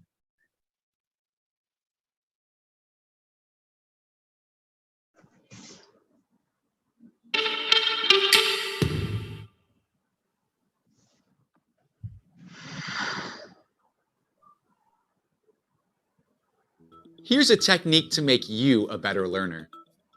After you've learned something, take a few minutes to reflect on what you learned and write it down. Yeah, can you switch to the video screen, please? Thank you. It was playing and it was audible. We were not just seeing, we were still seeing the slides.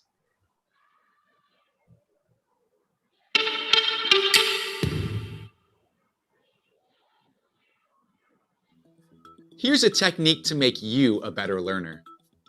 After you've learned something, take a few minutes to reflect on what you've learned and write it down. Now, you could have a whole learning journal, but that's a little Hermione Granger for most of us. I like this simple technique. It uses a square, a circle, and a triangle. Grab a sheet of paper and draw those 3 shapes vertically along the side. Then, next to the square, write down a few things you learned that square with or align with your thinking. You don't need to cover every detail, just a few key ideas. Next to the circle, write down what questions are still rolling around in your brain, the things you still wonder about. And under the triangle, which is the scientific symbol for change, write down what you are going to do differently, based on what you learned. It could also be new actions you are going to take. It only takes a few minutes, and it really helps. Why? Let's ask Allison Horn, Accenture's global lead for learning. This technique works because of the principles of reflective learning and generative learning.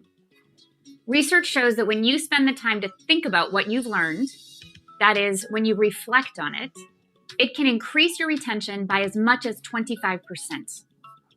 This technique asks that you do that, and then to put what you've learned into your own words.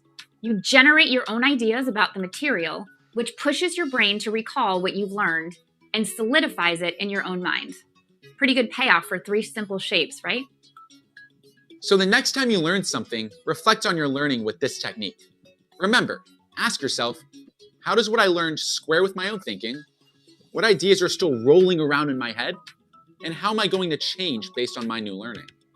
In fact, you can try it right now. Go ahead and do it. Seriously, grab some paper and draw a square, a circle, and a triangle. I'll wait. Nate, we really got to wrap this up. Okay, I guess I won't wait. But I trust you to reflect on what you've just learned. Give it a try.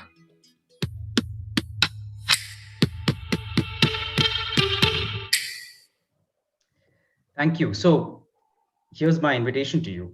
Pick a piece of paper and a pen and see if you can draw out a square, a triangle, and a circle, and reflect on what you have experienced over the last few hours, and maybe jot down 1 or 2 points on what squares with your thinking, what is aligned with what you knew or know. What are some questions that are still playing on your mind around innovation, learning agility, and learning to learn? And then maybe some early ideas around the triangle on, okay, here's something that I've already figured out that I could do differently. So I know we didn't have a time for a break, but I'm going to give you 2 minutes for a quick reflection so that you can spend some time with yourself, just jotting down square, triangle, and circle.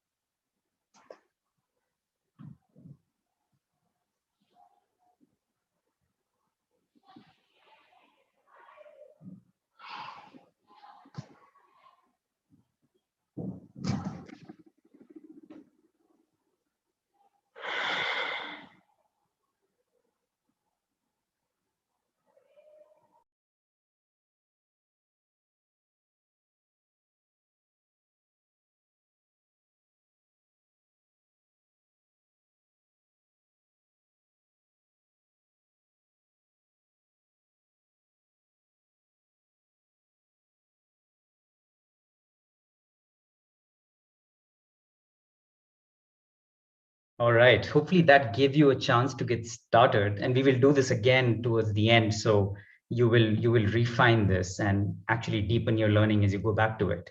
So let's keep moving. If you move to the next slide, a lot of what we're going to cover in the remaining time is really the science of learning, specifically the neuroscience of learning, but not in a very relatable and a simple way, so that you can maximize some of these, the knowledge of the biology of learning and apply that to your day-to-day lives. So in a very simple way, your brain is an amazing learning machine. There are 3 parts of the brain which play a big role in learning. There are many parts, but 3 that for simplicity's sake, it's both knowing about and acting on. There's the prefrontal cortex, which is the front side of your brain, which is really the seat of all rational thought, decision-making, problem solving that we spoke about earlier. A lot of executive functions happen here. You have the hippocampus, which is really the seat for memory. Long-term, when you learn something and you commit it to long-term memory, the hippocampus plays a big role. So it's an important part of the learning process for you to know how to move stuff from, just peripheral information into long-term memory. And then there's this aspect called amygdala, which kind of regulates your survival and stress responses. So if you as Anil was sharing earlier, when you are under stress, you might have a fight or a flight response. And it's important to know that a brain under stress is not a really great learning environment for the brain. So if your brain is tired, if you're under stress, if you're really operating in the fear or fight or flight mode, there's not much learning going on. It's something that we have to be aware of, which gets to the whole aspect of self-awareness and slowing down and mindfulness, etc., that Anil mentioned. So in a simple way, that's how the brain functions. Let's keep going. If you were to explain, if you move to the next slide, there are 3 core aspects of learning, and we're going to look at each of those three in detail. Can we move to the next slide, please? Slide 5. Yeah. So you can simplify the process of learning into 3 simple phases. There is the intake process, where information comes in. There is the encoding, and then there's the retrieval, which is you access and use information that is stored. In a simple way, if you can relate to libraries, right? We still have physical libraries that I'm sure you have used. This is if you think of the role of a librarian, they are constantly acquiring and gathering great books from the entire world. So they're intaking great books.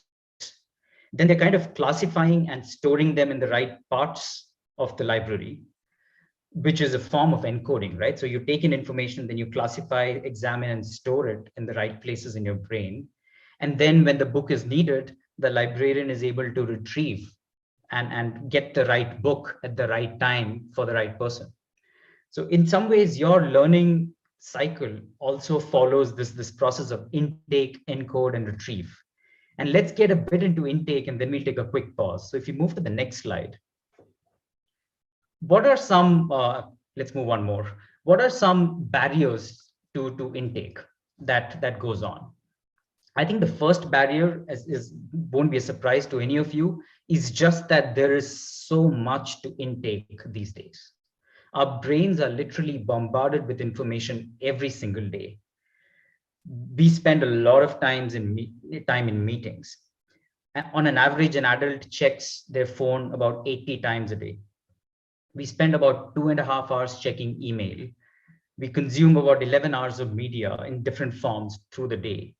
And add to this the fact that we are doing all of this mostly in front of a screen in most places right now. So this is massive amount of information that is present for intake to our brains at any point in time. So if you move to the next slide, what are the 3 or 4 biggest barriers to intake? The first and most often quoted barrier is too much to learn. There's just too much going on and too much content to intake and too fast, right? And then there is the second one on too many distractions. While you are consuming something, you have a ping. And then when you have a ping, you think about a to-do that you had back at home. And when you think about that, then you realize you missed something that you had to do at work. So there's a constant assault on our senses through distractions that are built into our operating system. And then another barrier to intake sometimes for people is, yeah, I'm not sure why I'm learning all this. Like maybe some of you joined this conference saying, I'm not exactly sure what I'll get from this, but let me try. So sometimes those are barriers to high quality intake.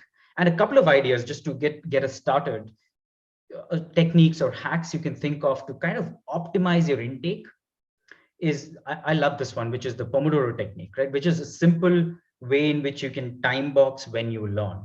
And what this says is you spend, whenever you're learning something new, spend about 25 minutes with that, and then take a 5-minute break, and then come back again in blocks of 25 and 5 and 25 and 5. And that's a good rhythm for your brain to intake, encode, and kind of embed it in a proper fashion. Some other quick ways are to figure out a way to detox from distractions, which is something, you know, all of us I know are trying, and simple ways like turning off notifications, turning off prompts, etc., those things. And then sometimes a great intake process is to ask questions so that you get the information that's relevant to you. So these are just some hacks or ideas on how could you intake information more effectively. But I'm sure some of you are trying some of these or have tried others. So I'm going to give you a minute to just maybe type into the chat a few of your own hacks, or what have you tried and learned, or maybe one of these which resonates with you as something you want to try. So here's the question: how might I intake differently for each of you? And then would love to see some answers popping in the chat now on what do you think?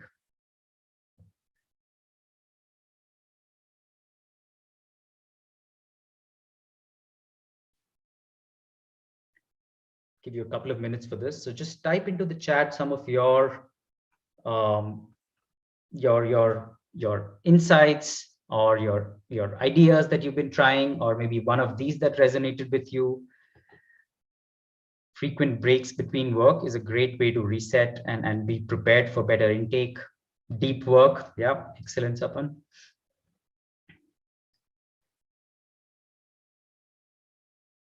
What else works for you? I go for a run and start after that.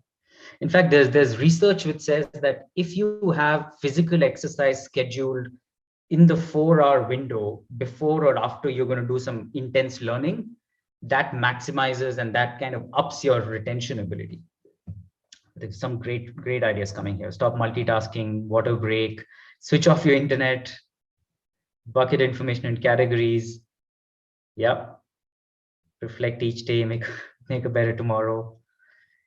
Lot of things around digital distractions getting removed. Taking notes is a great way to intake. Lovely. Yeah. So there's many good ideas out there, and just being conscious of what is your typical pattern around distraction or barriers to intake, and then what is your preferred mode of intake is that itself is a big step forward. So thanks for these ideas. We'll keep going. So if you move to the next slide, let's talk a bit about encoding. Encoding, as I said, is the process where you are classifying, sorting and classifying and arranging things in your brain. I don't think the slides have moved. Can we move to the next slide? Yeah, and maybe move one more. So here's an interesting idea to think about encoding, right? As I said, encoding is when things go for getting embedded in your brain. So the more elaborately we encode a memory during its initial moments, the stronger it will be. And I think that's an important insight for all of us on what we do with stuff that we learn. So the sooner you engage with it, so let's say you've read a book or got an idea, the sooner you engage with it or think about it or talk about it, the more stronger the encoding of that is going to be. So there's a whole piece around recency, which is important to think about when you think of encoding. So this book, Brain Rules by John Medina, is an excellent resource on kind of optimizing all of this. If you move to the next slide and talk a bit about what are the 3 barriers and then some hacks here. Typical barriers to encode that we hear a lot about. It's absolutely new material. So I'm not even sure how to arrange it right now. So that's sometimes a barrier to encode. Don't have a lot of knowledge or background in this, or even don't have enough time to, before I can encode, I'm moving to something new.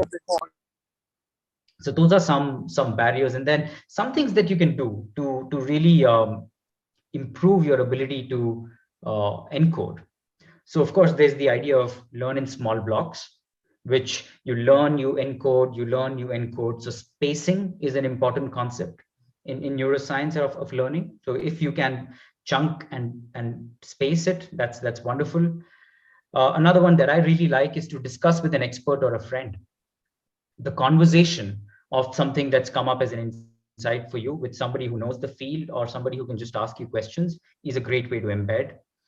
And then another one is to learn while doing work. So while you're doing a task, how about reflecting on what that is and trying to encode that?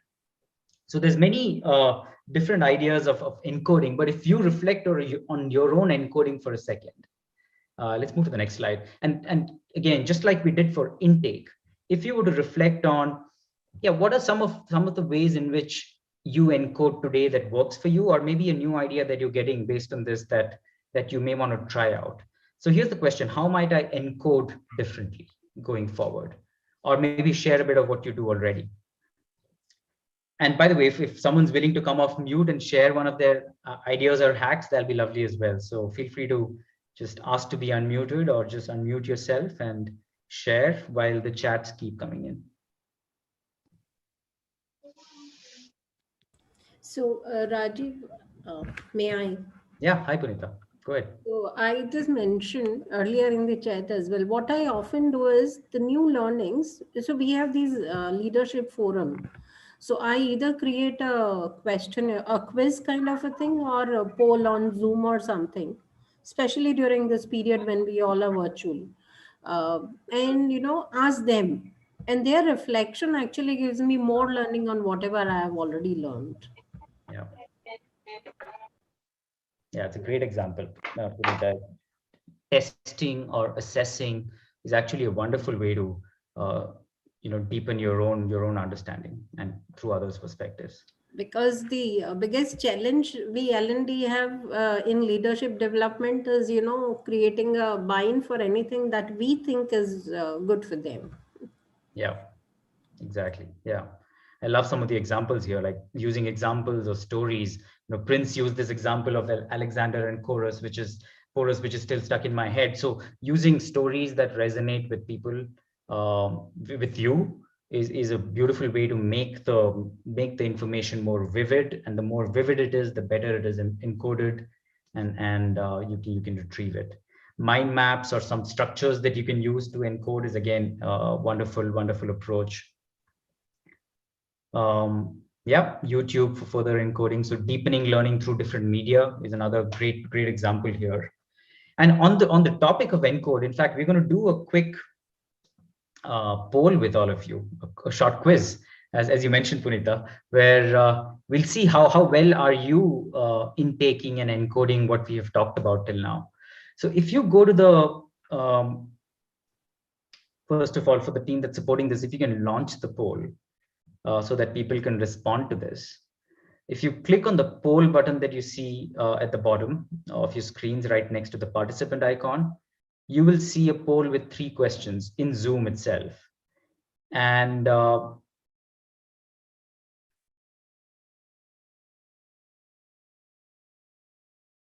if you can click the answer that you think is the right one for the 3 questions.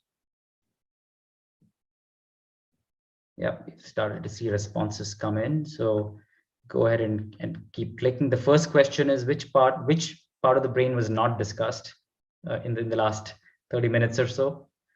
The second one is a pretty simple one, I think. What are the 3 key processes? And then third one is interesting. I'm curious to see where we land. Intake includes beginning the sorting and classifying process, true or false? The answers are still streaming in, so I'll give it a minute, a little bit more time.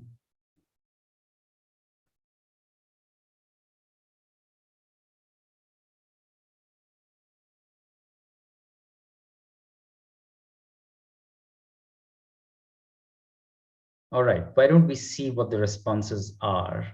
So is there a way to show the whole group where we have landed? And Rajiv, I would request if we can give 30 more minutes because around 60% of them have voted. Yep, they're still coming up. Okay, let's give some more time.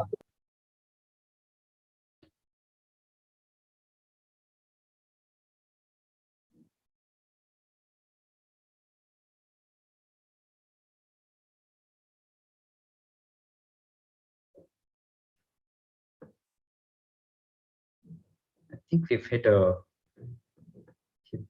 good number here.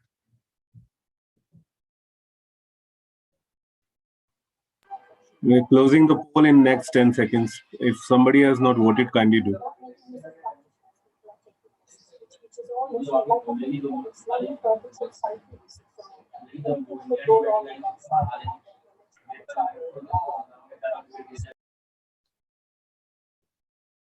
All right, so let me share the results of what our polls were.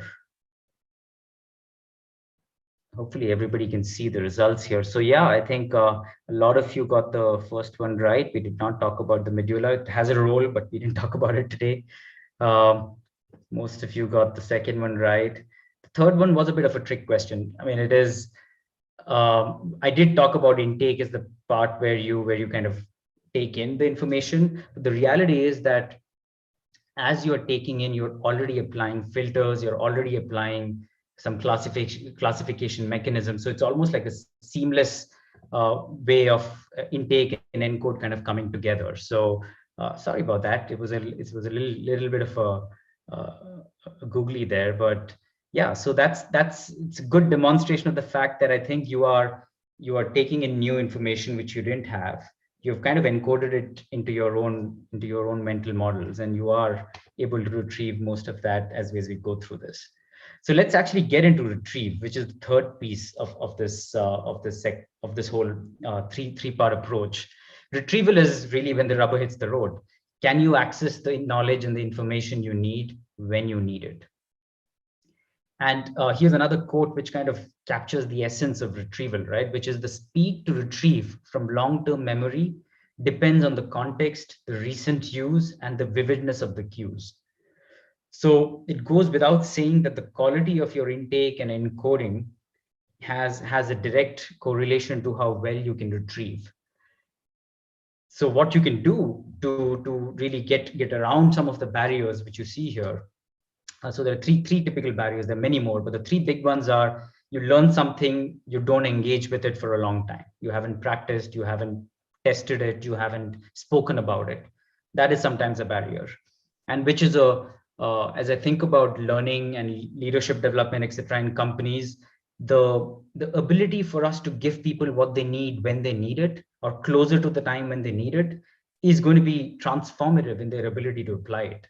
So some of the barriers for some on this are when people get certified on a new skill or learn something new, but really their job doesn't need it for the next 6 to 8 months. And there's no context in which they can retrieve it. So that's one. Obviously, there's this ineffective intake or coding, but also this idea of cramming your learning, which a lot of us are familiar with, where it's the trying to cram a lot of things into a short period of time just before you need to retrieve it, is again a pretty ineffective way to guarantee high quality retrieval. So some ways in which you can actually improve your ability to retrieve. Probably the best one, in my opinion, is to teach what you've learned to others. Because when you teach what you've learned to others, it not only forces you to stress test your intake and your encode, it forces you to retrieve it in your own language, with your own examples, with your own stories, and in a way that is helpful to somebody else. So it kind of turbocharges the whole intake and the encode that you might have done. Another couple of examples, if you stay on the previous slide for a second, another couple of examples. How can you connect what you've learned to something that you already know? So the more adjacencies or the connections you can build between what you've learned and what you already know, your retrieval will be even more effective. And then the last one maybe is this idea of self-quizzing. I think just as Punita spoke up earlier, just asking yourself a few questions about, maybe at the end of every week, just ask the question, what have I learned this week? And what am I going to use it for next week? Are simple ways to just ensure that you are constantly in the habit of retrieving in a consistent way. So last reflection here, if you move to the next slide, what are some of your takeaways or reflections around retrieval? Either some things that you do already, or maybe something that you're taking away from this.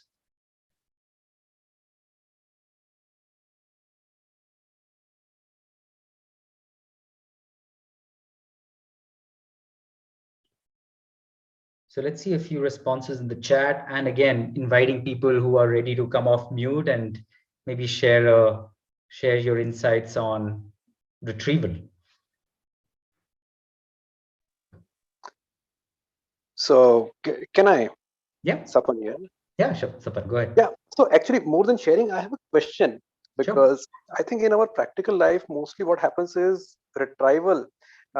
We don't stop at retrieval. We actually go to the application. And I think the typical example of emotional intelligence, possibly we all are aware of the model and what to do.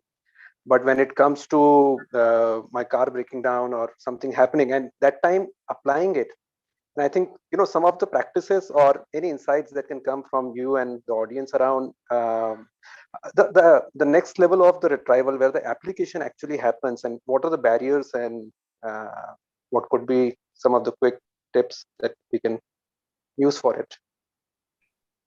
Yeah, wonderful question. And I'm using retrieval and practice interchangeably here. But yeah, anybody here who wants to just take a shot at that in terms of what are some barriers to the right practice at the right time, when maybe you theoretically understand it, but you're not able to apply it? It's a wonderful question.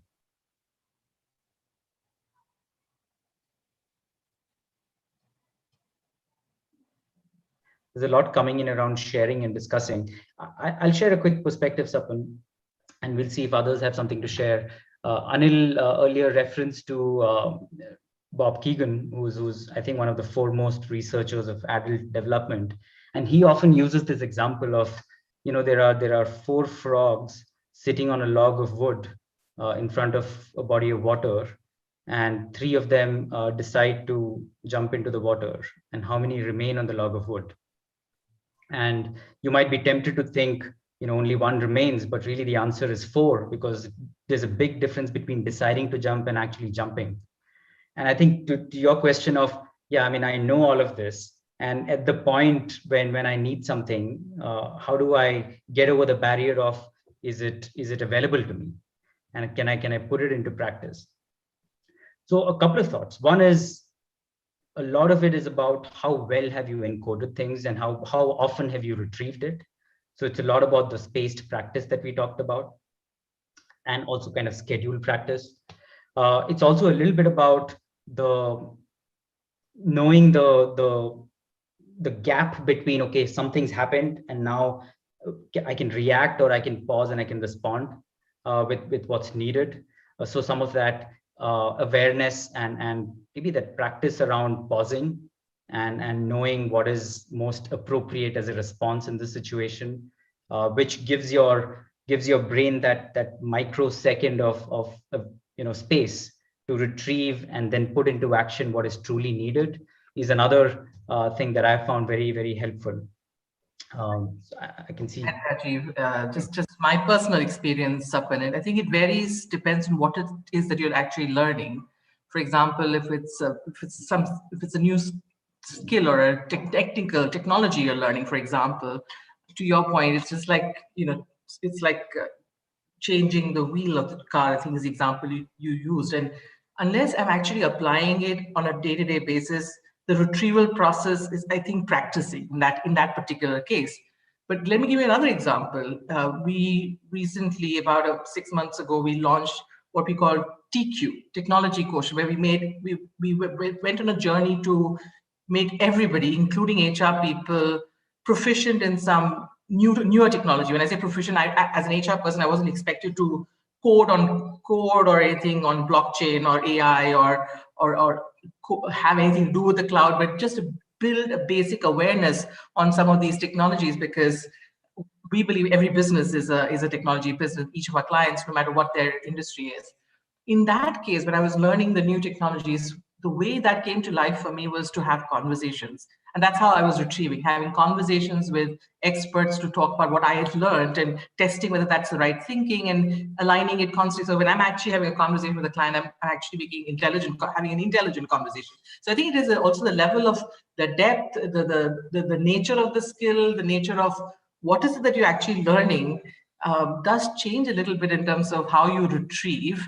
I think it may still be similar in terms of how you encode, but the retrieval might vary, might require different strategies around retrieving as well. Just as my experience. Great. Thanks, Rajiv and Lakshmi. My takeaway is the practice, the conversations, and pause and awareness that I think Rajiv used. So thanks so much. Good question. Great, and some great thoughts in the chat here as well. There's one more aspect to this whole cycle of learning, which I want to leave with you before we do our final reflection. So if we can move forward, so quick review. We talked about brain is an amazing learning machine. There's the intake, there's encode, there's retrieval, and then there's the continued retrieval and practice. But there are a few accelerators or inhibitors to all of this happening, which are also important to consider. So if you move forward, let's keep going. And I referred to this earlier, that a tired brain or a brain under stress is unlikely to be a great learning environment. So exercise, nutrition, stress, and sleep have a remarkably positive and negative impact on the quality of learning that you can do. And really, it's a healthy body. It's a stress-free mind, which is more primed to learn in a more effective manner. So if you are in a situation where you have more to learn than what you think you have the capacity for, I mean, one is of course to prioritize and figure out what you will learn, but then if you truly want to optimize your ability to learn more, learn faster, learn more efficiently, the four of these around what is your routine around physical activity, what is your routine around what kind of food, at what frequency, what's the quality of your hydration, what's the composition of your diet, what's your relationship with stress or your ability to regulate your own stress, and then what's the role of sleep, which I think out of these three has the most dramatic impact on your ability to learn, is something that you have to think about. I love this quote. This is so true. It is, you can think of sleep as learning with your eyes closed. I mean, that's when a lot of the encoding is going on, the connections are being built, etc. So as we talk about intake, encoding, and retrieval, it's important to just keep in mind these four accelerators or enablers of learning as well, and really think about what is your personal practice around each of these. So as promised, I'm going to give you a final reflection opportunity. And if you move to the next slide, we'll go back to the same thing that we started with. Now that we've gone through a bit more of this, if you were to step back and think about the entire experience of today, starting with the inaugural speeches, what Krishnan talked about, which was absolutely about enterprise level innovation and what does it take. Then we talked a bit about the dimensions of learning agility. And then now we're getting into the territory of, okay, what can you do right now to become a better learner? If you take a pause for now, maybe go back to the same sheet of paper that you had and start reflecting on, okay, what of all of that squares with your thinking or aligns with your thinking? What are you still rolling around in? I'm sure there are questions that you have on your mind based on what you just learned, which are kind of unanswered. So what are those? And then what are some actions that you are already taking away about what you could do differently? So let's take a few minutes to just pause, be with ourselves, and do this reflection. And then I'll give an opportunity for some of us to come off mute and maybe share what you're taking away before we get into the final section for the day. So back to your squares, circle, and triangle for a few minutes.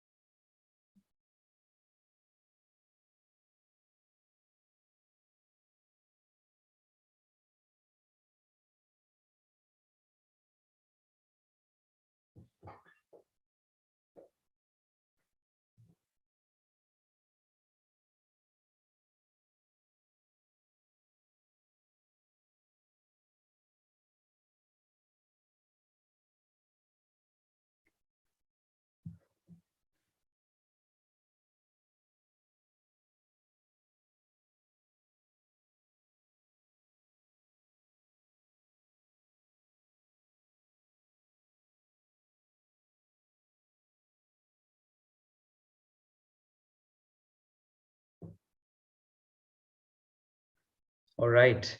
Hopefully some of you have got some things down on paper. I'd love to hear from a few of you on what are you taking away as you sit here right now, and get a few voices in before we get into our final section. So feel free to come off mute and then maybe share what are you taking away right now.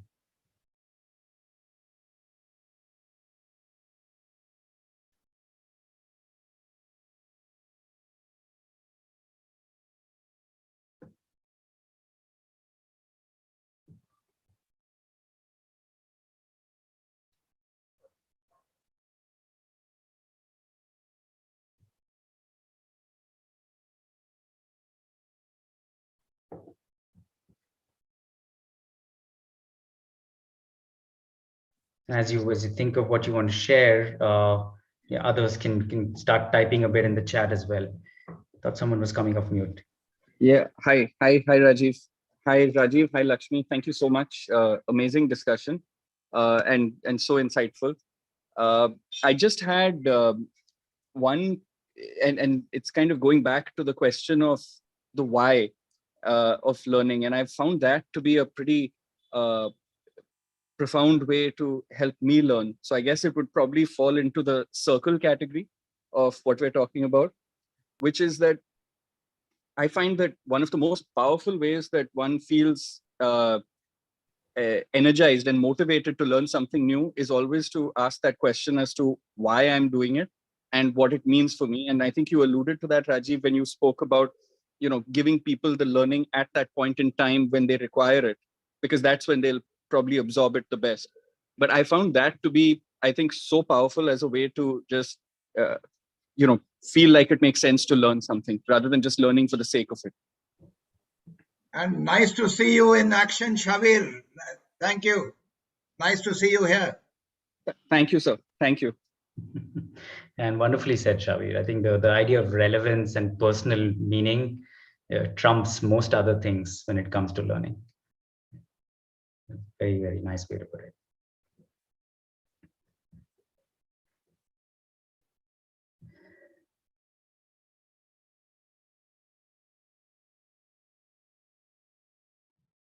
So maybe this is a good. Rajiv. Yeah, Krishna, go ahead. It's more of a clarification. I just wanted your thoughts on this one. One of the things that I realize that most of us learn is by developing hypothesis, testing it and validating it, and learning from what our test showed about the hypothesis. How does that fit into this model? Yeah, I think it is. To me, this is a way of, your spaced practice and repeating things in different contexts and getting feedback.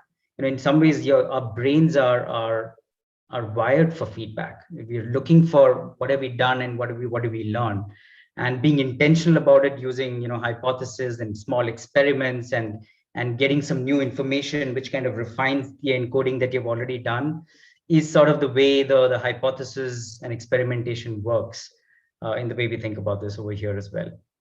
So I think it's a learning by doing, as we always talk about. I think it's another way of saying, how do you really put things in practice, get feedback, change what you knew, your encoding gets refined, which changes the way you retrieve. I think that's the way I think about experiments and hypothesis.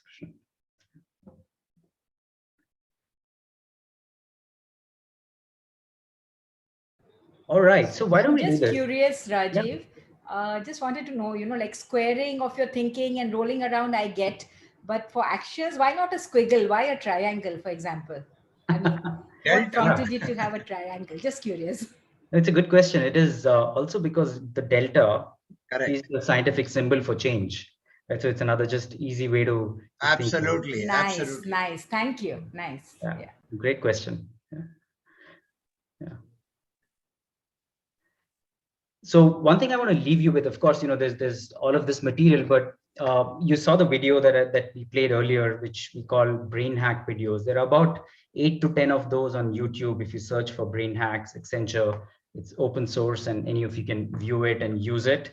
It's got small hacks around sleep, music, focus, exercise, and all of that relating to learning, which I'm sure you'll enjoy.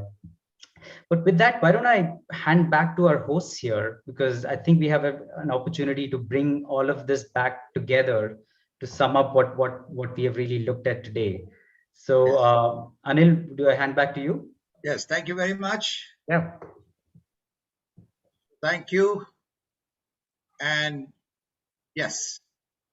So congratulations to the 64 who are still in the room. We managed to retain your attention. Okay. Yes, sir. Okay, wonderful. Krishnan, Thank you. Krishnan began. Thank you. Krishnan began by setting this context of the organization, and this wonderful innovation tool.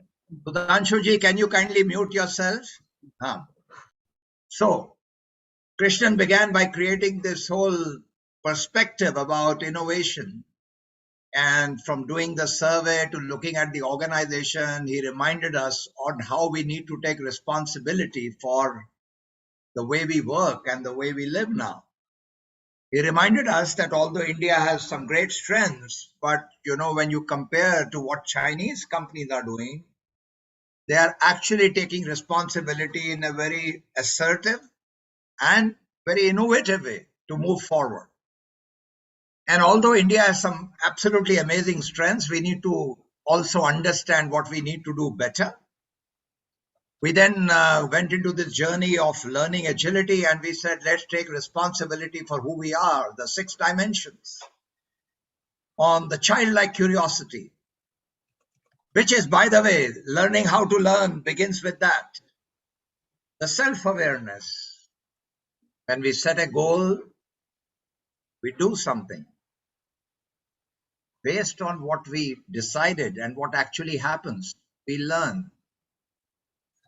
We also learn about the way we learn. Some of us learn through dialogue. Some of us learn through writing. Some of us learn through experimentation. Some of us learn through hearing ourselves the way we talk. So we become a lot more self-aware, truly understand what our gifts are, and we learn to leverage our gifts towards things that matter to us. We then get into a whole understanding the power of the whole mind, and what Rajiv so brilliantly took us through. And Rajiv and I discussed on Coursera, there is a whole course on learning how to learn, and which you can go into a very in-depth journey on the same aspects which Rajiv talked about. Very similarly aligned to Rajiv's presentation on Accenture. Amazing. Sourcing mental agility, looking at how do you store in your memory, how do you make sense out of it, and then how do you retrieve it. And while you are paying attention, when you are learning from the past and memory, there is something like hindsight. When you are learning from the present and reflection, you get insights. When you are learning from the future, the unborn, there is foresight. And this also gets accentuated, as he reminded us, when we share with others and learn in teams through collaboration, which we found during COVID, the people agility. We help each other to learn. When we listen to perspectives which are different from ours, in that diversity and inclusion, it comes alive. Then when we take responsibility to use the power of the unschooled mind, it was Mark Twain who said, let your schooling not interfere with your education. When you learn to ask the right questions. And above all, we remember that if you want to be resourceful, we want to take responsibility for manifestation of what is important to us. Then stay centered. Practice everyday silence. Practice mindfulness. Practice conscious breathing, conscious eating, conscious exercise. Practice gratitude. And learn something new for the first time, which you have never done earlier. I ask myself every few months, what is it that I'm going to learn for the first time, which I haven't learned earlier? Journey continues. And when we make a habit of learning, energize ourselves. There are possibilities that exist. So thank you, my colleagues in Accenture, for a fantastic session. Thank you, Lakshmi. Thank you, Rajiv. Thank you, Prince, my dear colleague, for co-creating the session on learning agility. And thank you, Krishnan, for your stimulating opening. And thank you, the whole audience, for your wonderful participation and for co-creating this learning experience for all of us. Thank you. Thanks, Anil. We would request each one of the participants to share their feedback in the poll, which is now following. Another announcement that we want to make it, okay, you take the poll and then we'll make a quick important announcement for tomorrow.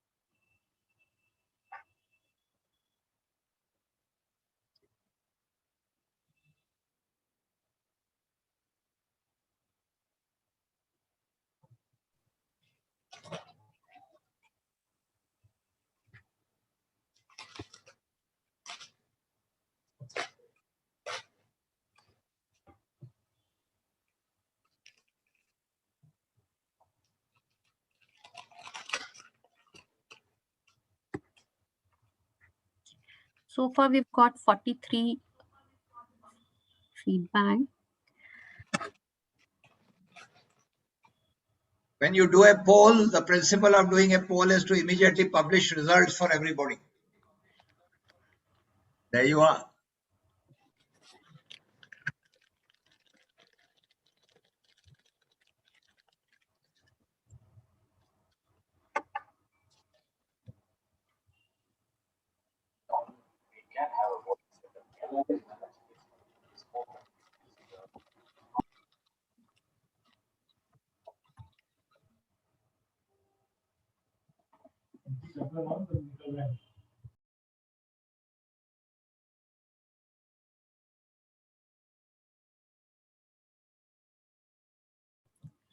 Yeah, a couple of announcements for tomorrow.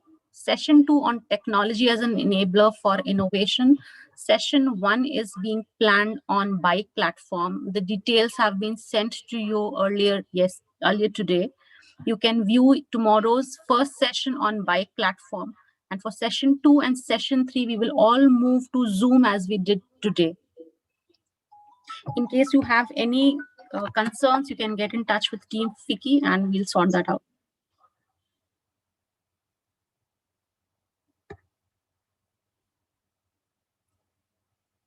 So Anil, Rajiv, Prince, Lakshmi, Krishnan, thank each one of you for the super session today.